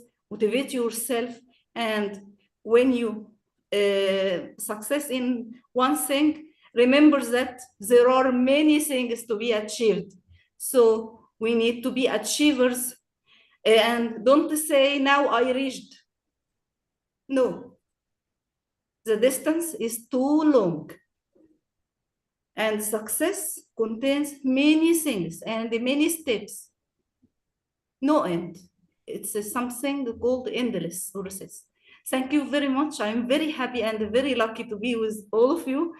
Thank you. And Jai Hind, I need to send all my appreciation to all colleagues. I'm very lucky to be with you today. And behind the camera, I need to thank all colleagues who are supporting us by moderating the day silently. And thank you, my dear sister, Dr. Sonel Jaj, mom, really, because you are doing great things for free. And also you are trying to motivate students and women. You are empowering educationalists, and also you are trying to support women, you are trying to support a child, and you are trying to distribute science generally. So Jai Hind, and hats off to all of you. Thank you. Really, I learned a lot from all of you. Without you, I think I'll be zero. Thank you. Thank you. Thank you so much, ma'am. Definitely, alone I can, but together we will. That's what I always believe. So we all need collaborators and supporters to bring a change. Alone, nobody can do it. So thank you to all of you for being here, being with me, so patient and so, I mean, I don't have words to express. It is like, just like, I don't know what words to say for today, because everyone supports Matters today, the first event of Metamorphosis. And definitely, yes, internationally, we all are connected. Thank you so much, Iman ma'am, for your words of wisdom. Thank you. Thank you. So over to my next speaker, I would like to invite Spresha Delige ma'am from Albania and all the way from Seven Seas. Over to you, ma'am. Yeah. Thank you so much, Dr. Sonal. And I would like to thank not only you, but also to thank especially Metamorphosis, which really has given to me a lot of insights on teaching, education, pedagogy, as me personally being a professor of pedagogy and psycholinguistics. But also I would like to thank all the speakers today and all the time that we've been in the same panel discussing issues concerning the educational system, which really has become big issue not only in my country but everywhere in the world. So being together, I think that we should bring changes in our educational system in all the countries here, and collaborating together as well in different kinds of platforms or in different kinds of workshops and trainings. I think that we are going to bring changes.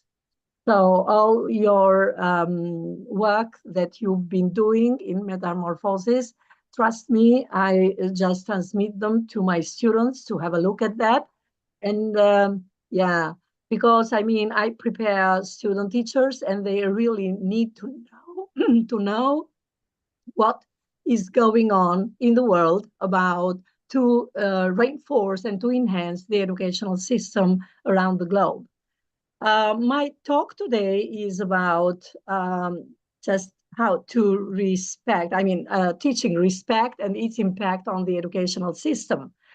So teaching respect in the classroom is a critical element of classroom management. Uh, we very often talk about discipline in our class, but also how to manage big classes or small classes or classes with different kinds of cultures. And it is very important how to manage them. And the only key point that we should consider is to teach respect, but also this should be given through our model. So we teachers, in a way, we are model role for our students in our classes, being very young until the university level. So respect is characterized by a feeling of sincere admiration for someone and something brought about by qualities they possess and the abilities they do have, but also their achievements. And as the ambassador from Egypt said, there is no success without respect, without collaboration, or without teaching, humanistic teaching in our classes. So just to put it simply, respect is the regard with which we hold other people. So in which we can manage a group of people. And it's demonstrated through our responses to others, but also through our intentions and thoughts for other people as well. So, what is now, in a way, just teaching, or what does teaching respect look like? Respect can be demonstrated in different ways, in various ways. And we can teach students what respect looks like through a range of concrete examples that we offer to our students. But also, teaching respect starts from us in our homes as well.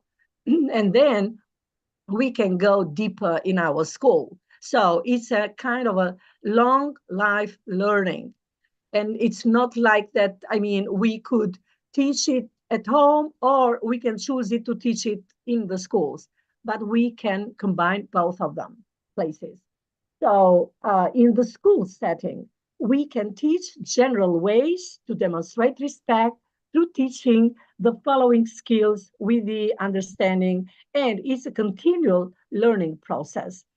And we also could say that we should start from listening to teach our learners how to be good listeners. The same thing we do at home when we have young kids in our, or even toddlers. We tell them, we teach them how to listen to the adults and how to listen to elder sisters, brothers, grandmothers, grandfathers, parents, and so on and so forth. So being taught when they are very, very young, we should instill listening skills to our students even when they are in the schools. But also we should teach them to be patient. How? To wait for their turn rather than to interrupt the adults or to interrupt their friends in the schools as well. In order just to teach them to raise their hands and then to wait when the teacher is given the floor to them as well. Following directions and rules in our environment, in the school environment or outside in the neighborhood, I mean, on the train or in different kinds of social environments. To be honest, so they should be taught how to be honest, to tell the truth, and to be honest to their friends, to their teachers, and so on, to demonstrate kindness to to the others as well, to be empathetic, like the previous lecturers just told us today, by giving examples as well, which is very important. To work, in groups, how to collaborate, how to integrate in the groups, despite culture, despite their family background, despite their knowledge that they do have, but also to be empathic, to help others in different kinds of school community environment, but also neighborhood environment, and so on. To work, cooperatively in different kinds of project work that we teachers, we offer to our students, to demonstrate direct eye contact to us. This is very important. I also teach psycholinguistics, and to tell the truth, I always teach my students how important it is to eye contact your students, but also the students will eye contact us as well. And also, it is true that it is mentioned here in this platform today, in this conference today, that eye contact is very, very important. So how we learn from our students, and really we are learners as well, and we have to accept that we are long life learners, and also to honor others' boundaries as well. This is respect. So where is my boundary, and where is your boundary? So we have to respect our friends, and also our students at the same time. Now, but how do I teach skills for respecting the others? With my students, like, for example, to sort respectful actions. What kind of respectful actions we can offer to our students. And also we practice in our micro teaching classes with my master program students. This is very important. So to tell them why it is important to teach respect to our students.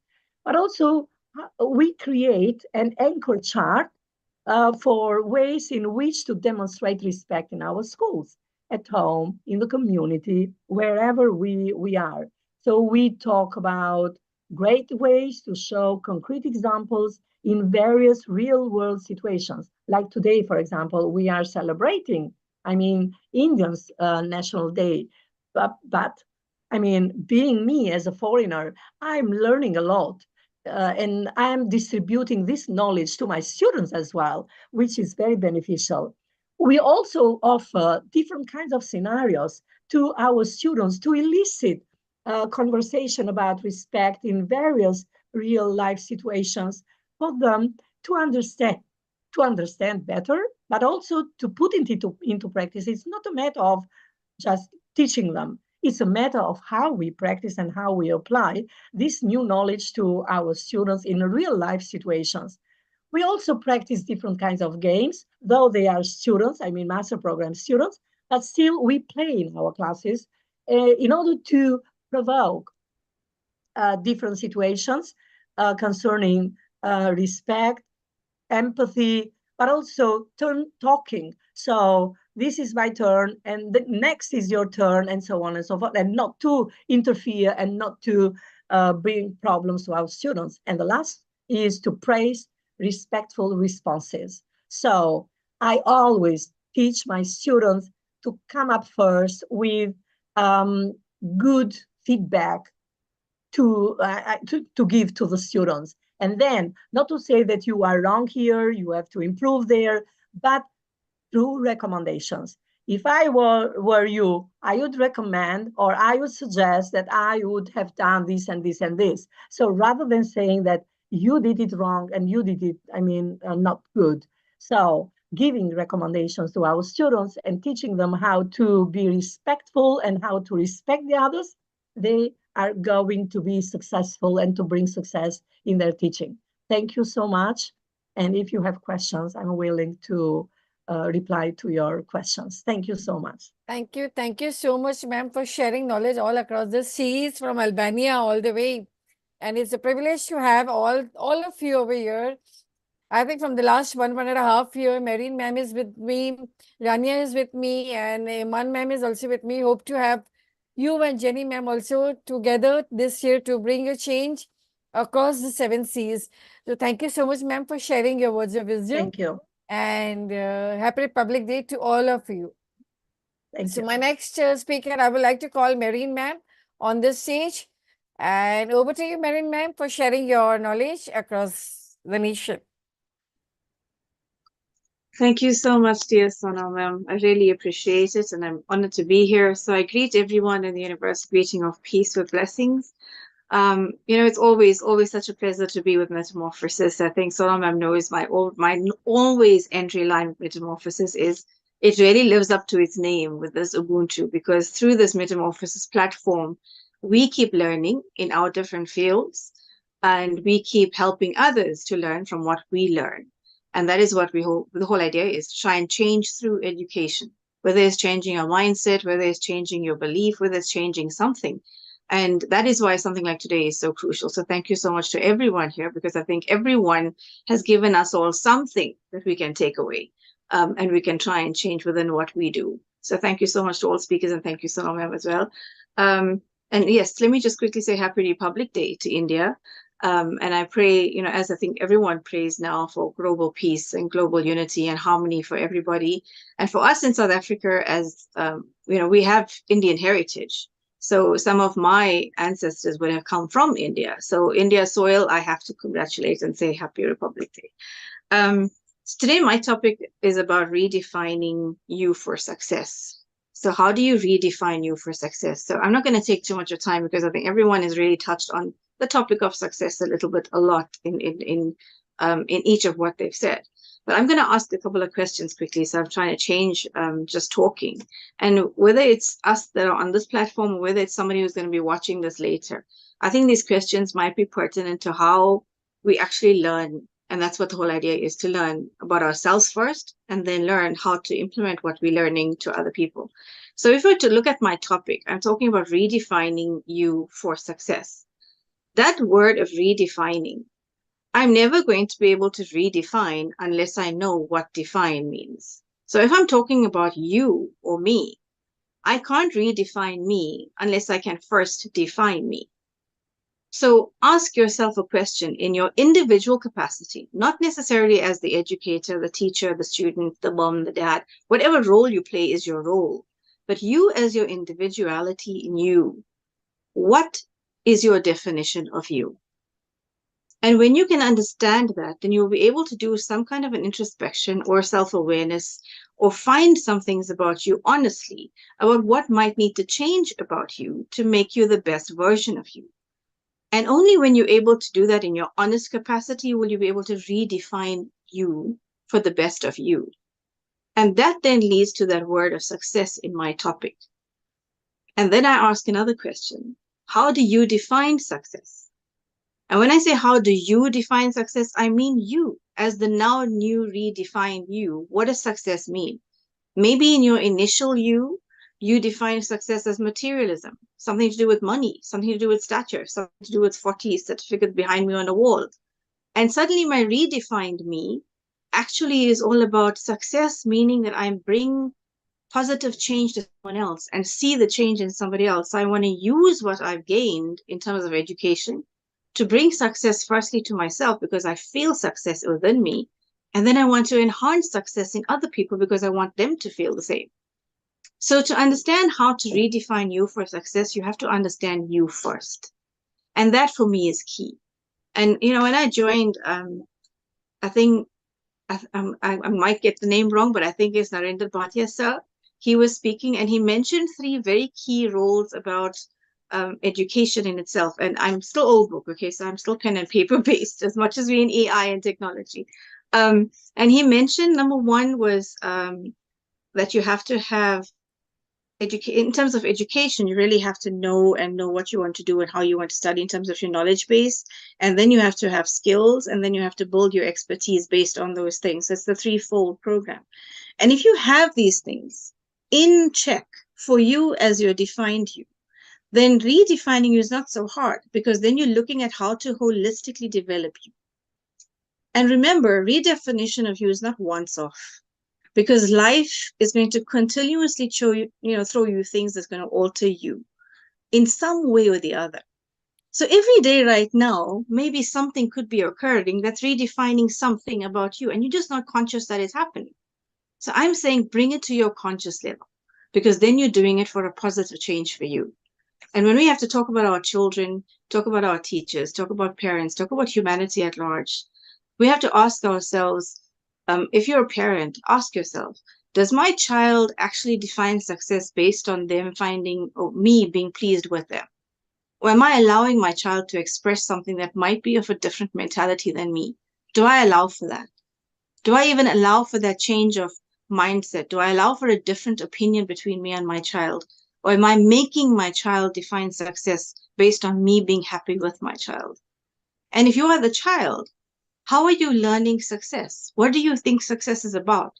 Is it about the brand bag that you're carrying on your back so that other people can mention you or notice you? Or are you somebody who just wants to make other people, feel comfortable, so you give off a little bit of empathy all the time? What is it about you as a child? So it's really this holistic being that we have to be, and the trueness of who we are that allows for that redefinition so that we can become successful. And that success can grow and grow and grow, and it has to keep changing, because success keeps changing. Today it will be one thing, and tomorrow, God forbid, I've had this experience in my life where I was perfect. I had the office, I had everything, and the next day there was the accident, and I'm lying in a bed crippled for 7 months. So life can alter you, and you have to learn, how do I adjust me and redefine me to what the circumstance is? Because the circumstance doesn't control me. I have to redefine me to adjust and control myself to the circumstance. And that's what it's all about. And that's what I wanted to just bring up, in today's Metamorphosis platform, because for me, that redefinition is key to your self-growth, your self-development. And it's not about classroom-based and textbook teaching or learning. It's about life-based learning. And everybody does touch on life skills. I think that's one common denominator between each one of us. So I'll pause there and say thank you again. And it's lovely to see Jeannie ma'am and all my other people that are here that I know. And thank you again, Sonal ma'am. I appreciate you. And congratulations to you for all the wonderful work you are doing. And together we will keep accomplishing more. So thank you, everybody. Thank you, Marine ma'am, for this. Definitely, the title is Education and Beyond, which books don't offer, which the four walls of the schools don't offer, which people like you offer through experiences and through the journeys, because journeys are actually where actual learning is hidden. Through each everyone has a story with them. That is the chapter for every young learner for the futures to be built on a better foundation. So thank you so much for sharing your capsules of success. What is actually success and how we should not be carried away by it. Because the moment we start getting carried away by it, it's a parasite which we cannot stop from spreading. So thank you so much, ma'am. Thank you. Over to Indian speaker. I would like to call Ranjana ma'am. Are you there? Ranjana ma'am?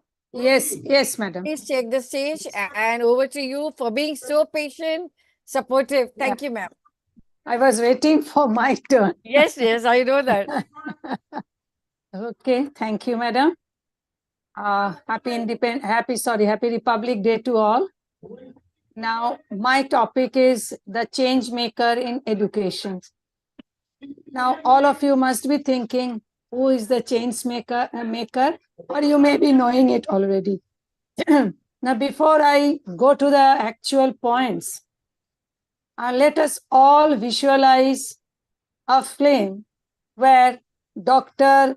Viru Shastrabuddhe was the teacher. Excuse me. He was an egoist man, an offensive teacher. And the name of the flame is 3 Idiots. He had a tough time with his student Rancho. He couldn't control Rancho. But later on in life or in his career, he admits defeat and he agrees that what Rancho had said was right, that all are not born to be engineers. Some follow their own path. Now today, the emphasis on students' autonomy. So the center of gravity has shifted away from the teacher and brought closer the students. But teachers do play a key role in the teaching learning process. Now, a good teacher contributes to this in a number of ways. As a facilitator, that is a mentor. As a role model is a teaching job, role model on the job. Information provider, that is, she's a lecturer imparting lectures. Next, resource developer. She is the resource creator. Then she's the planner, curriculum planner, course organizer. And last is that she is the assessor, curriculum assessor, student assessor. Now, let us see the roles of the teacher, the many hats that she has to wear. That is, first one is getting to know the child. Learn their names, as Sam has told here. Share goals with them. Get to know their families. Show interest in their lives outside school. The better we know our students, the more they know we know them. The more is vested they become in school. When we create strong connections with our students, we create a learning environment where collaborative learning takes place. Next is don't develop prejudgment, eliminate prejudice. Don't judge a book by its cover. I remember I had a student, a very intelligent student. She used to look out of the window very lost in my lecture. So every day I used to scold her and she used to accept it. But she didn't admit why she is like that. One day, one particular day, when I passed the remark, she immediately got up. Maybe it was too much with her.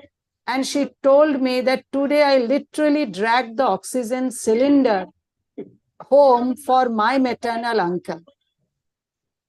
And the frustration, the exhaustion, everything I saw on her face. From that day, I stopped scolding her. And later on in life, when she was to get married, she came to my college to invite the staff. And at that moment, after she left, a staff told me her story. My colleague told me her story, and it's a very tragic one. And till today, I repent that why I didn't understand what made me so agitated with her. She is today a good friend of mine. She shares everything with me. She's my Facebook friend, but that guilt feeling is still there in me. And it taught me also to crack the facade and see the inside of the student, why they are indisciplined, why they are not interested. Now, my next is facilitate learning. Make the subject interesting and create a passion for knowledge. Guide, process, and task. Be a guide to the student and help them to achieve their goals. Then, engagement with ideas. Play with their ideas, identify their passion, and find a purpose to it. Without passion and purpose, a student is like a rudderless ship. So we have to do that job. Now, other roles which we teachers can adopt is the role of the instructor who imparts information to student, not only from textbook, but outside information so that it can help them in their career. Next is the neutral chair, unbiased, impartial, accept different views to make the students think. The consultant, when learners can consult you, so you become a consultant to them. The devil's advocate, improving child's or the learner's critical thinking, you have to play the part of a devil's advocate, opposing, contradicting the majority views so that they can delve deeper and think about a different perspective. Then last is the absent chum, friend. You are a professional friend. We teachers are a professional friend. We may be physically not present, but we are always there for them. Now, some of the tips which we all know, let us revise it. Listen. We go to the lecture, we do our official job, but how much listening do we do? So listen to them. Improve your listening skill. Make eye contact with them. When you enter the class, have a pleasant smile on your face and look from one corner of the class to the another. Make the students feel welcome. Next is value their views. Listen to the students respectfully. Give learners more discussion time to explore, to develop their ideas. Then respond with a comment. Excellent, good, okay, nice. I remember a lesson I taught, 4 words that changed a life. This story was an autobiography written by a student later in life. And he talked about the 4 words that his teacher wrote in his notebook after he wrote the story. And there she wrote, "This is good writing." These 4 words changed his life. And later on, he became a professional writer. And then when he wrote this story. Now, so a teacher's word has great power to change your life. Share something about yourself, your hobbies, your interests, the sports you like. This will develop a strong connection with the students. Value humor. Any student will appreciate a humorous class. They'll enjoy the lesson and they will learn a lot. Set high expectations. Show your students that you have great expectations from them, that you know, that you have the confidence that they can soar high. And when the student understands this, they will work with you to reach that goal. Next is be curious. Today, 21st century is the century of innovation. So increase the curiosity level of your students. Bring innovation in your classroom. The school is a creativity center. Next is acknowledge effort. Her learning lies in efforts. So celebrate efforts of failures too. But what we do, we celebrate success. Efforts are the milestones in the learning process. Then value yourself. Teaching is not merely information, not merely knowledge sharing.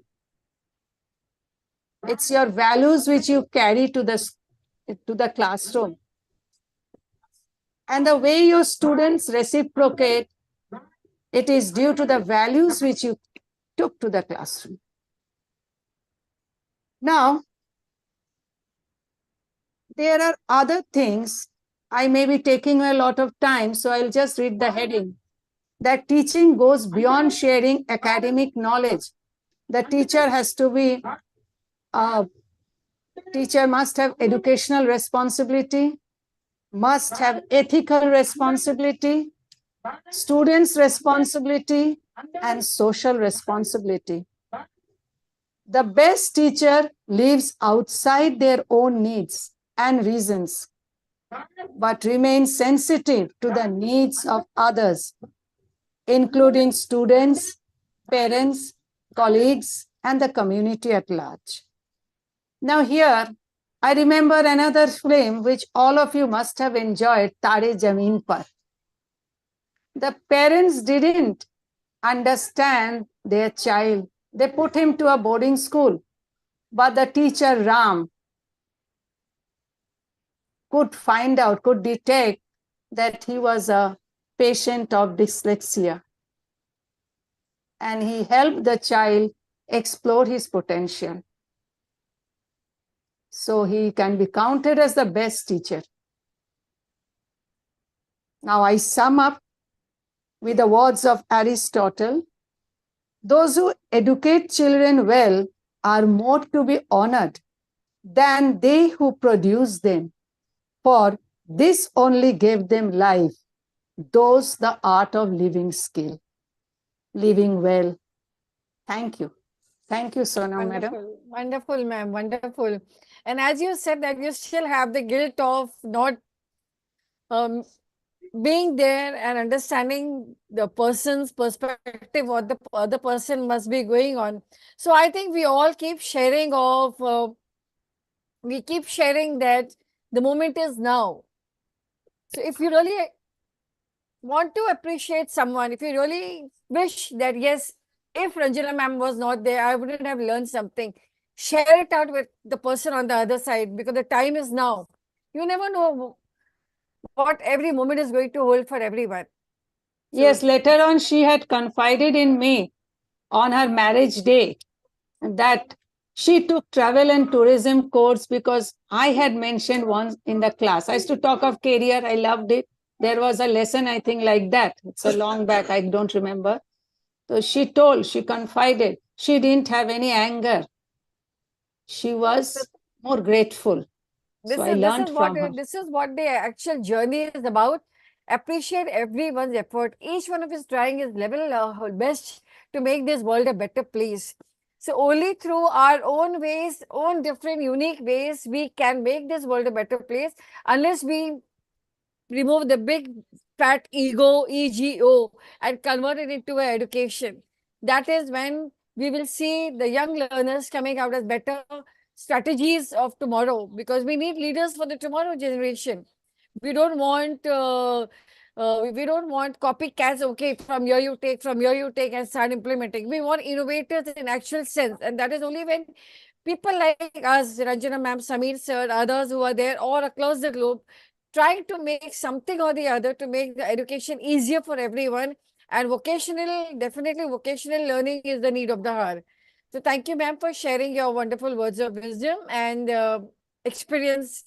So over to Rania ma'am. Greetings Over from to Greece Rania ma'am to everyone. from Greece. Happy Republic Day of India, and I'm very happy to see here very good friends, and many congratulations to all speakers so far, and to all also children who have performed excellently. Actually, Republic Day is a reminder that democracy is a lively engagement, because it beckons citizens to mirror, we could say, the ideas of equity, of freedom, as previous speaker said, equal rights and solidarity, enshrined in our constitution, and contemplate upon the duties that accompany these beliefs. And of course, we recognize that the strength to form the country's future lies firmly in the hands of residents. Democracy is actually a gift, and you know that the first known democracy was here in my country, Athens.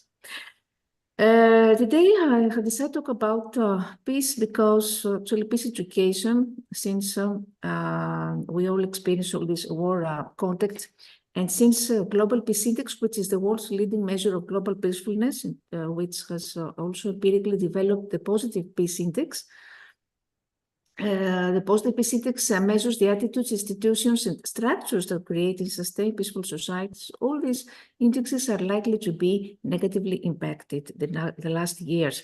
So the role of education here is actually mitigating violence, and this is mixed, because education on one hand can have a positive effect to prevent or help stop conflict. For instance, by fostering equal societal participation and improve respect for democracy, for equality and human rights. However, we all know that education, on the other hand, can also contribute to the promotion of violence. How? By emphasizing cultural, religious, or ethnic differences. And this means that we need to be cautious. Caution is advised when promoting education for peace. This can be a catalyzer of conflict. We have seen how armed conflict now has a significant effect on the immediate deterioration of education. In Gaza, children experience cumulative trauma, and this has long-lasting effects.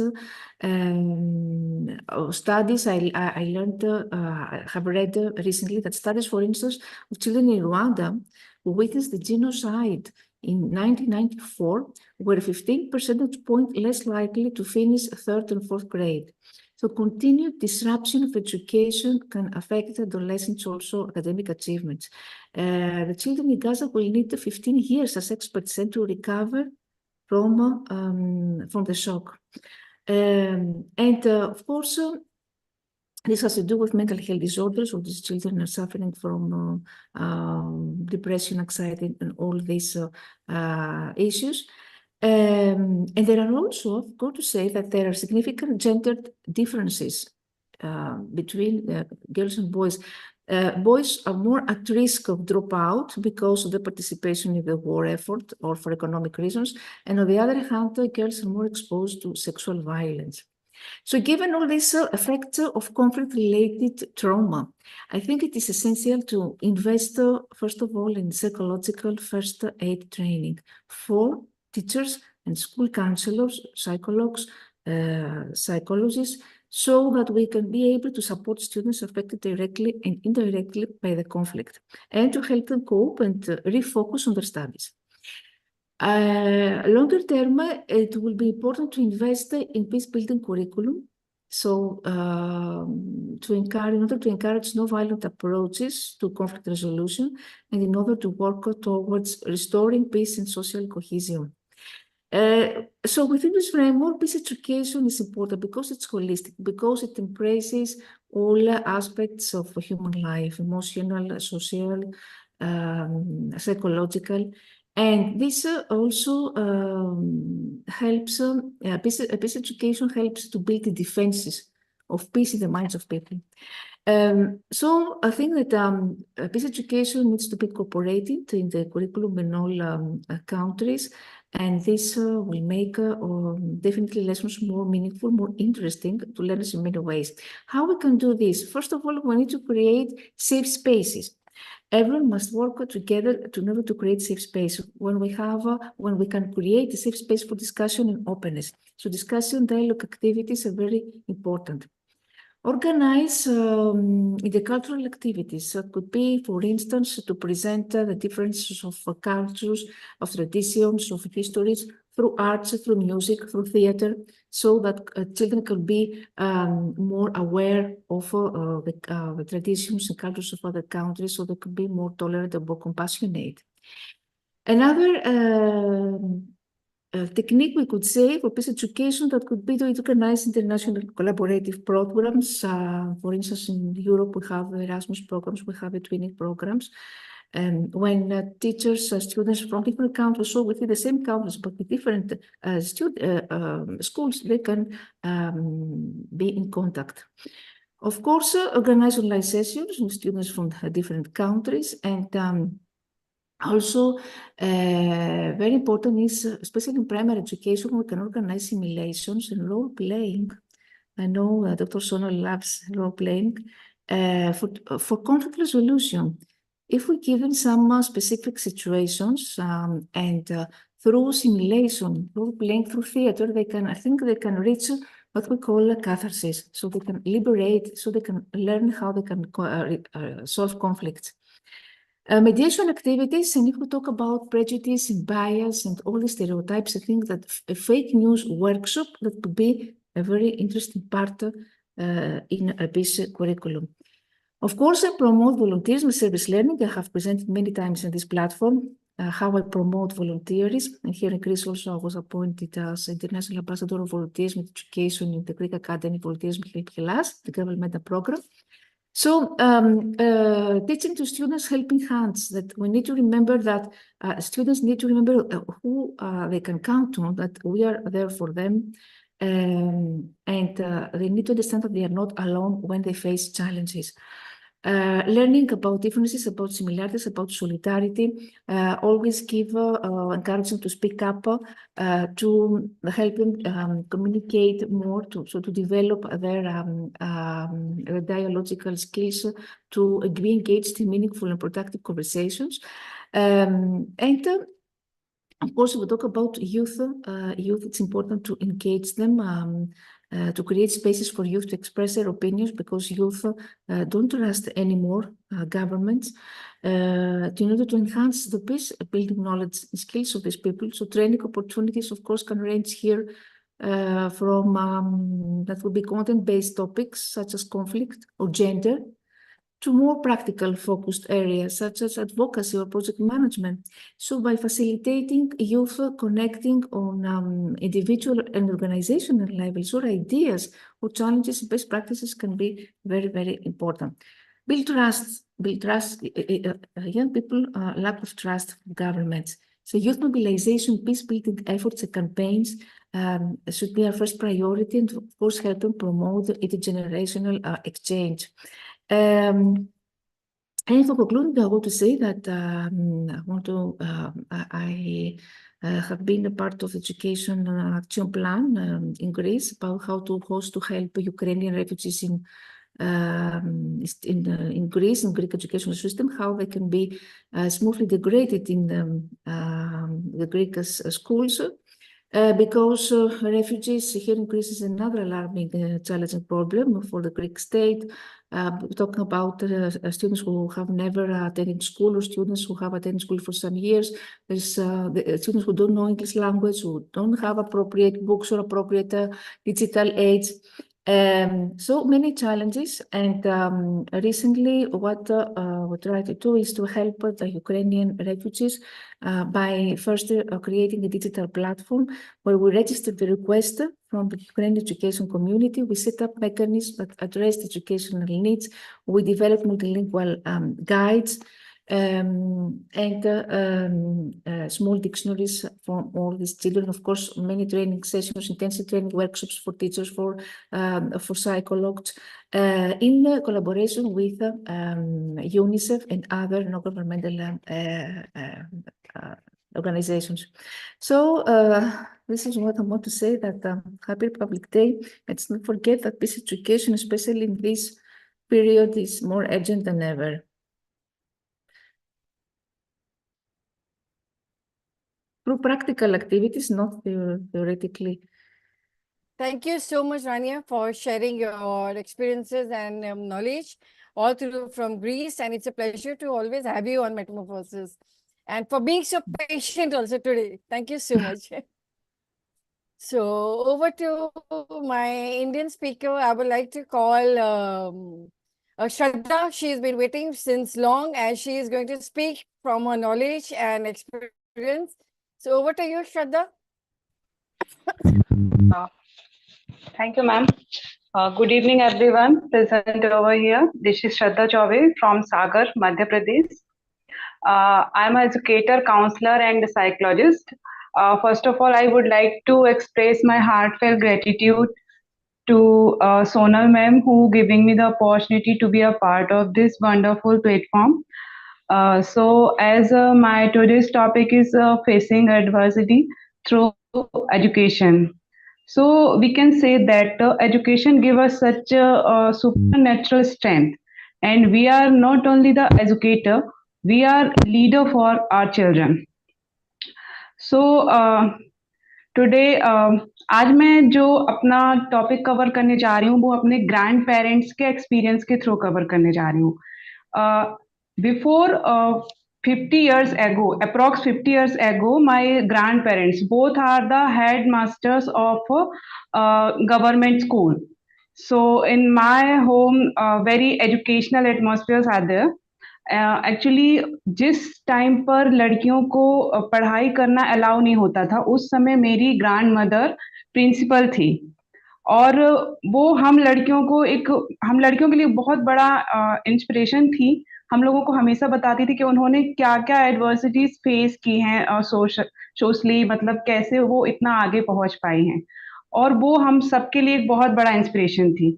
Same मेरे जो grandfather थे वो बताते थे कि जैसे हमको एक बहुत ही अच्छा जीवन जीने के लिए 3 चीज़ों की ज़रूरत होती है, रोटी, कपड़ा और मकान, लेकिन वो हमेशा उसमें एक चीज़ ऐड करते थे. एजुकेशन बहुत, बहुत, बहुत इम्पोर्टेंट है. हमको इन तीनों लेवल से ऊपर उठ के अगर कुछ सोचना है तो education is the most important part of the life. और मैंने वो जो बताते थे कि वो एक मेन काम करते थे लोगों को समझाना.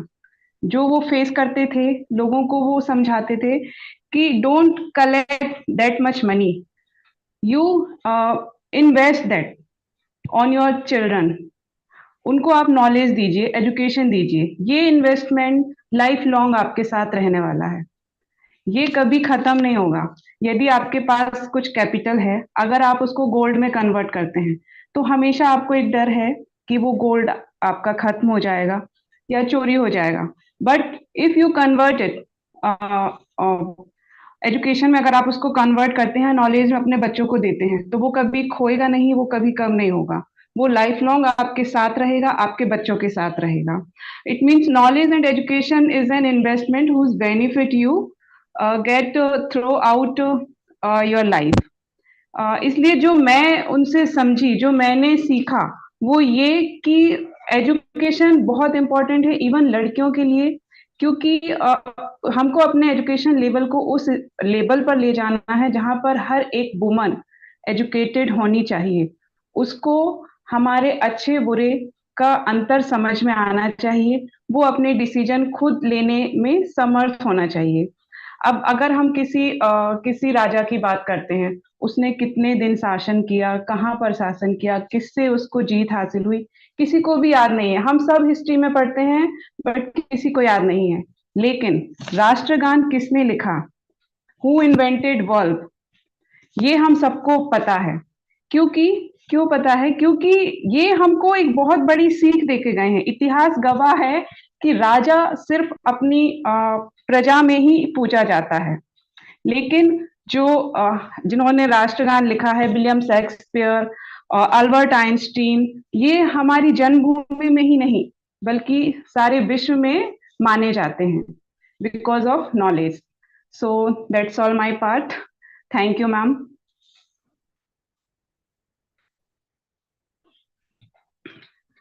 I think you are mute, ma'am. Thank you, Shraddha, for sharing your knowledge. Definitely. As you said, I would like to share with my international speaker. She stressed a lot about her grandparents' teaching, how her grandparents have influenced her and how they have made her understand that education is a weapon that can conquer all the adversities of life. Is it, Shraddha? Am I right? Yes, ma'am. Of course. Okay. So thank you for sharing this. And over to my most esteemed member of Metamorphosis from the last 3.5 years. She is the constant support of me, and I would like to take the privilege to welcome Sonal Seth ma'am on stage to share her knowledge, share her experience, and she has been doing wonderful work in the society by helping the less privileged children, the old age people, by giving them food and shelter and insightful learnings also through her own experiences. So over to you, Sonal. Thank you so much, ma'am. Thank you for the so lovely introduction. Good evening, everyone here. I'm Sonal Seth Master. I'm from Surat, Gujarat, and I'm a teacher, a primary teacher, and a social activist. From last 5 years, I'm doing social work for the underprivileged children. So my topic today is education for the less privileged children. So So friends, let's talk about something really very important. Making sure every kid, no matter where they are from, everyone should get the chance to go to school. Think about a world where every child can read, write, and dream big. But right now, not every child has this chance because some children are not able to pay the fees because of the lack of their parents are not getting the proper job. They are not so educated because of the single parent, because of some disabled parents. The children are not able to go to school. So I think that is not fair for them. We say education is a superpower. It's not about just a transformation of information, right? If you have education, you can learn and grow in amazing things. But some children are missing these superpowers because they don't have the same opportunities as other students. I have seen many children are born in circumstances that deprive them of these transformative experiences. And it's not necessary to bring, and it's really very necessary to bring these children forward who are economically weaker. There is a lot of income inequality in our country. Means poor class is getting poor day by day. They are poor, and the richer class is getting rich, uh, going up. The affluence of the rich is reaching the top of the Himalayas, while the poverty of the poor is going deep in the trenches of the Arabian Sea. What should be done to overcome this gap between these two gaps? What should be done? So friends, everyone has their own talent. Everyone have our talents. Someone can play the harmonium very well. Someone can teach very well. Even someone can do some beautiful things like waste out of best. Everyone has some or the other talents. So why can't we share our talents with these less privileged children? If what I say that if we help these less privileged children and give one of our talent, they will be able to earn something for their family. I have seen actually some in the Diwali time, we help the children to make diyas and everything. They sell that diyas and they celebrate the Diwali very well. So like helping this way, we can help the less privileged children, even by education also and by earning sector also. A person who will become an inspiration by offering his or her talent, such students, then children will definitely reach the height of the advancement. And this is what I believe, and I fully hope that. But how such people can contribute in their selfless service? Will everyone be able to give that time? No. So to educate these children, we must take a pledge that everyone have one of our talent and we should give just an hour donation of just 1 hour in a just we can give in a week also. We can, if we have the time, we can give daily also 1 hour or just once a week or twice a week. I hope we should do something for this type of children also, because I have really seen these children. I'm very close to them. I have seen the seniors also. I have seen these children also. So I wish everyone can help these children. So friends, to earn 1 hour of merit from your selfless service, take out the time for children. In this way, we are not helping the children, but we are helping our country, our future generation. If you find children around who are not going to school, please motivate them. And please help them and motivate them and tell them that education is really very important. This is the way, this is the best service we can give to our society. And if we'll do this, God will definitely help us and definitely be with us. This is what from my side. Thank you so much. Thank you, Sev. Thank you so much, Sonal, for sharing your insights. And definitely, yes, we all here to send our blessings to each one of you who have made yourself available today. 3.5 hours of non-stop empowering journey, as we say. So it was a 360-degree learning for all of us. We did it. We made it in spite of the challenges faced by each one of us from 7 seas across the nation. I think Albania, California, Greece, Egypt, and India, definitely all of us have strived a lot. And Nazia ma'am was not well. She attended the full program that shows that yes, we are here to bring a change. Dimple ma'am, you are also here from the last 3.5 hours. So my deepest salute to each one of you for being here, for making this Republic Day truly, I would say, an authentic one, to show that yes, together we will and we can. So happy Republic Day to each one of you. Sonali, you have to say anything? Do you want to say anything, Sonali? Really nice meeting it was. Thank you so much. Okay. Yeah. So thank you. Thank you for being here. So hats off to you for bringing a change. Thank you, Dominic sir, for being here. Non-stop 3.5 years. Samir sir, thank you. So many more sessions ahead, many more celebrating events that combines educational learnings and journeys together from across the seas. And yes, happy Republic Day to each one of you. Humanity is the language that we are connected to. Thank you so much, everyone. Thank you. Thank you, ma'am. Good Thank night, you, everyone. everyone.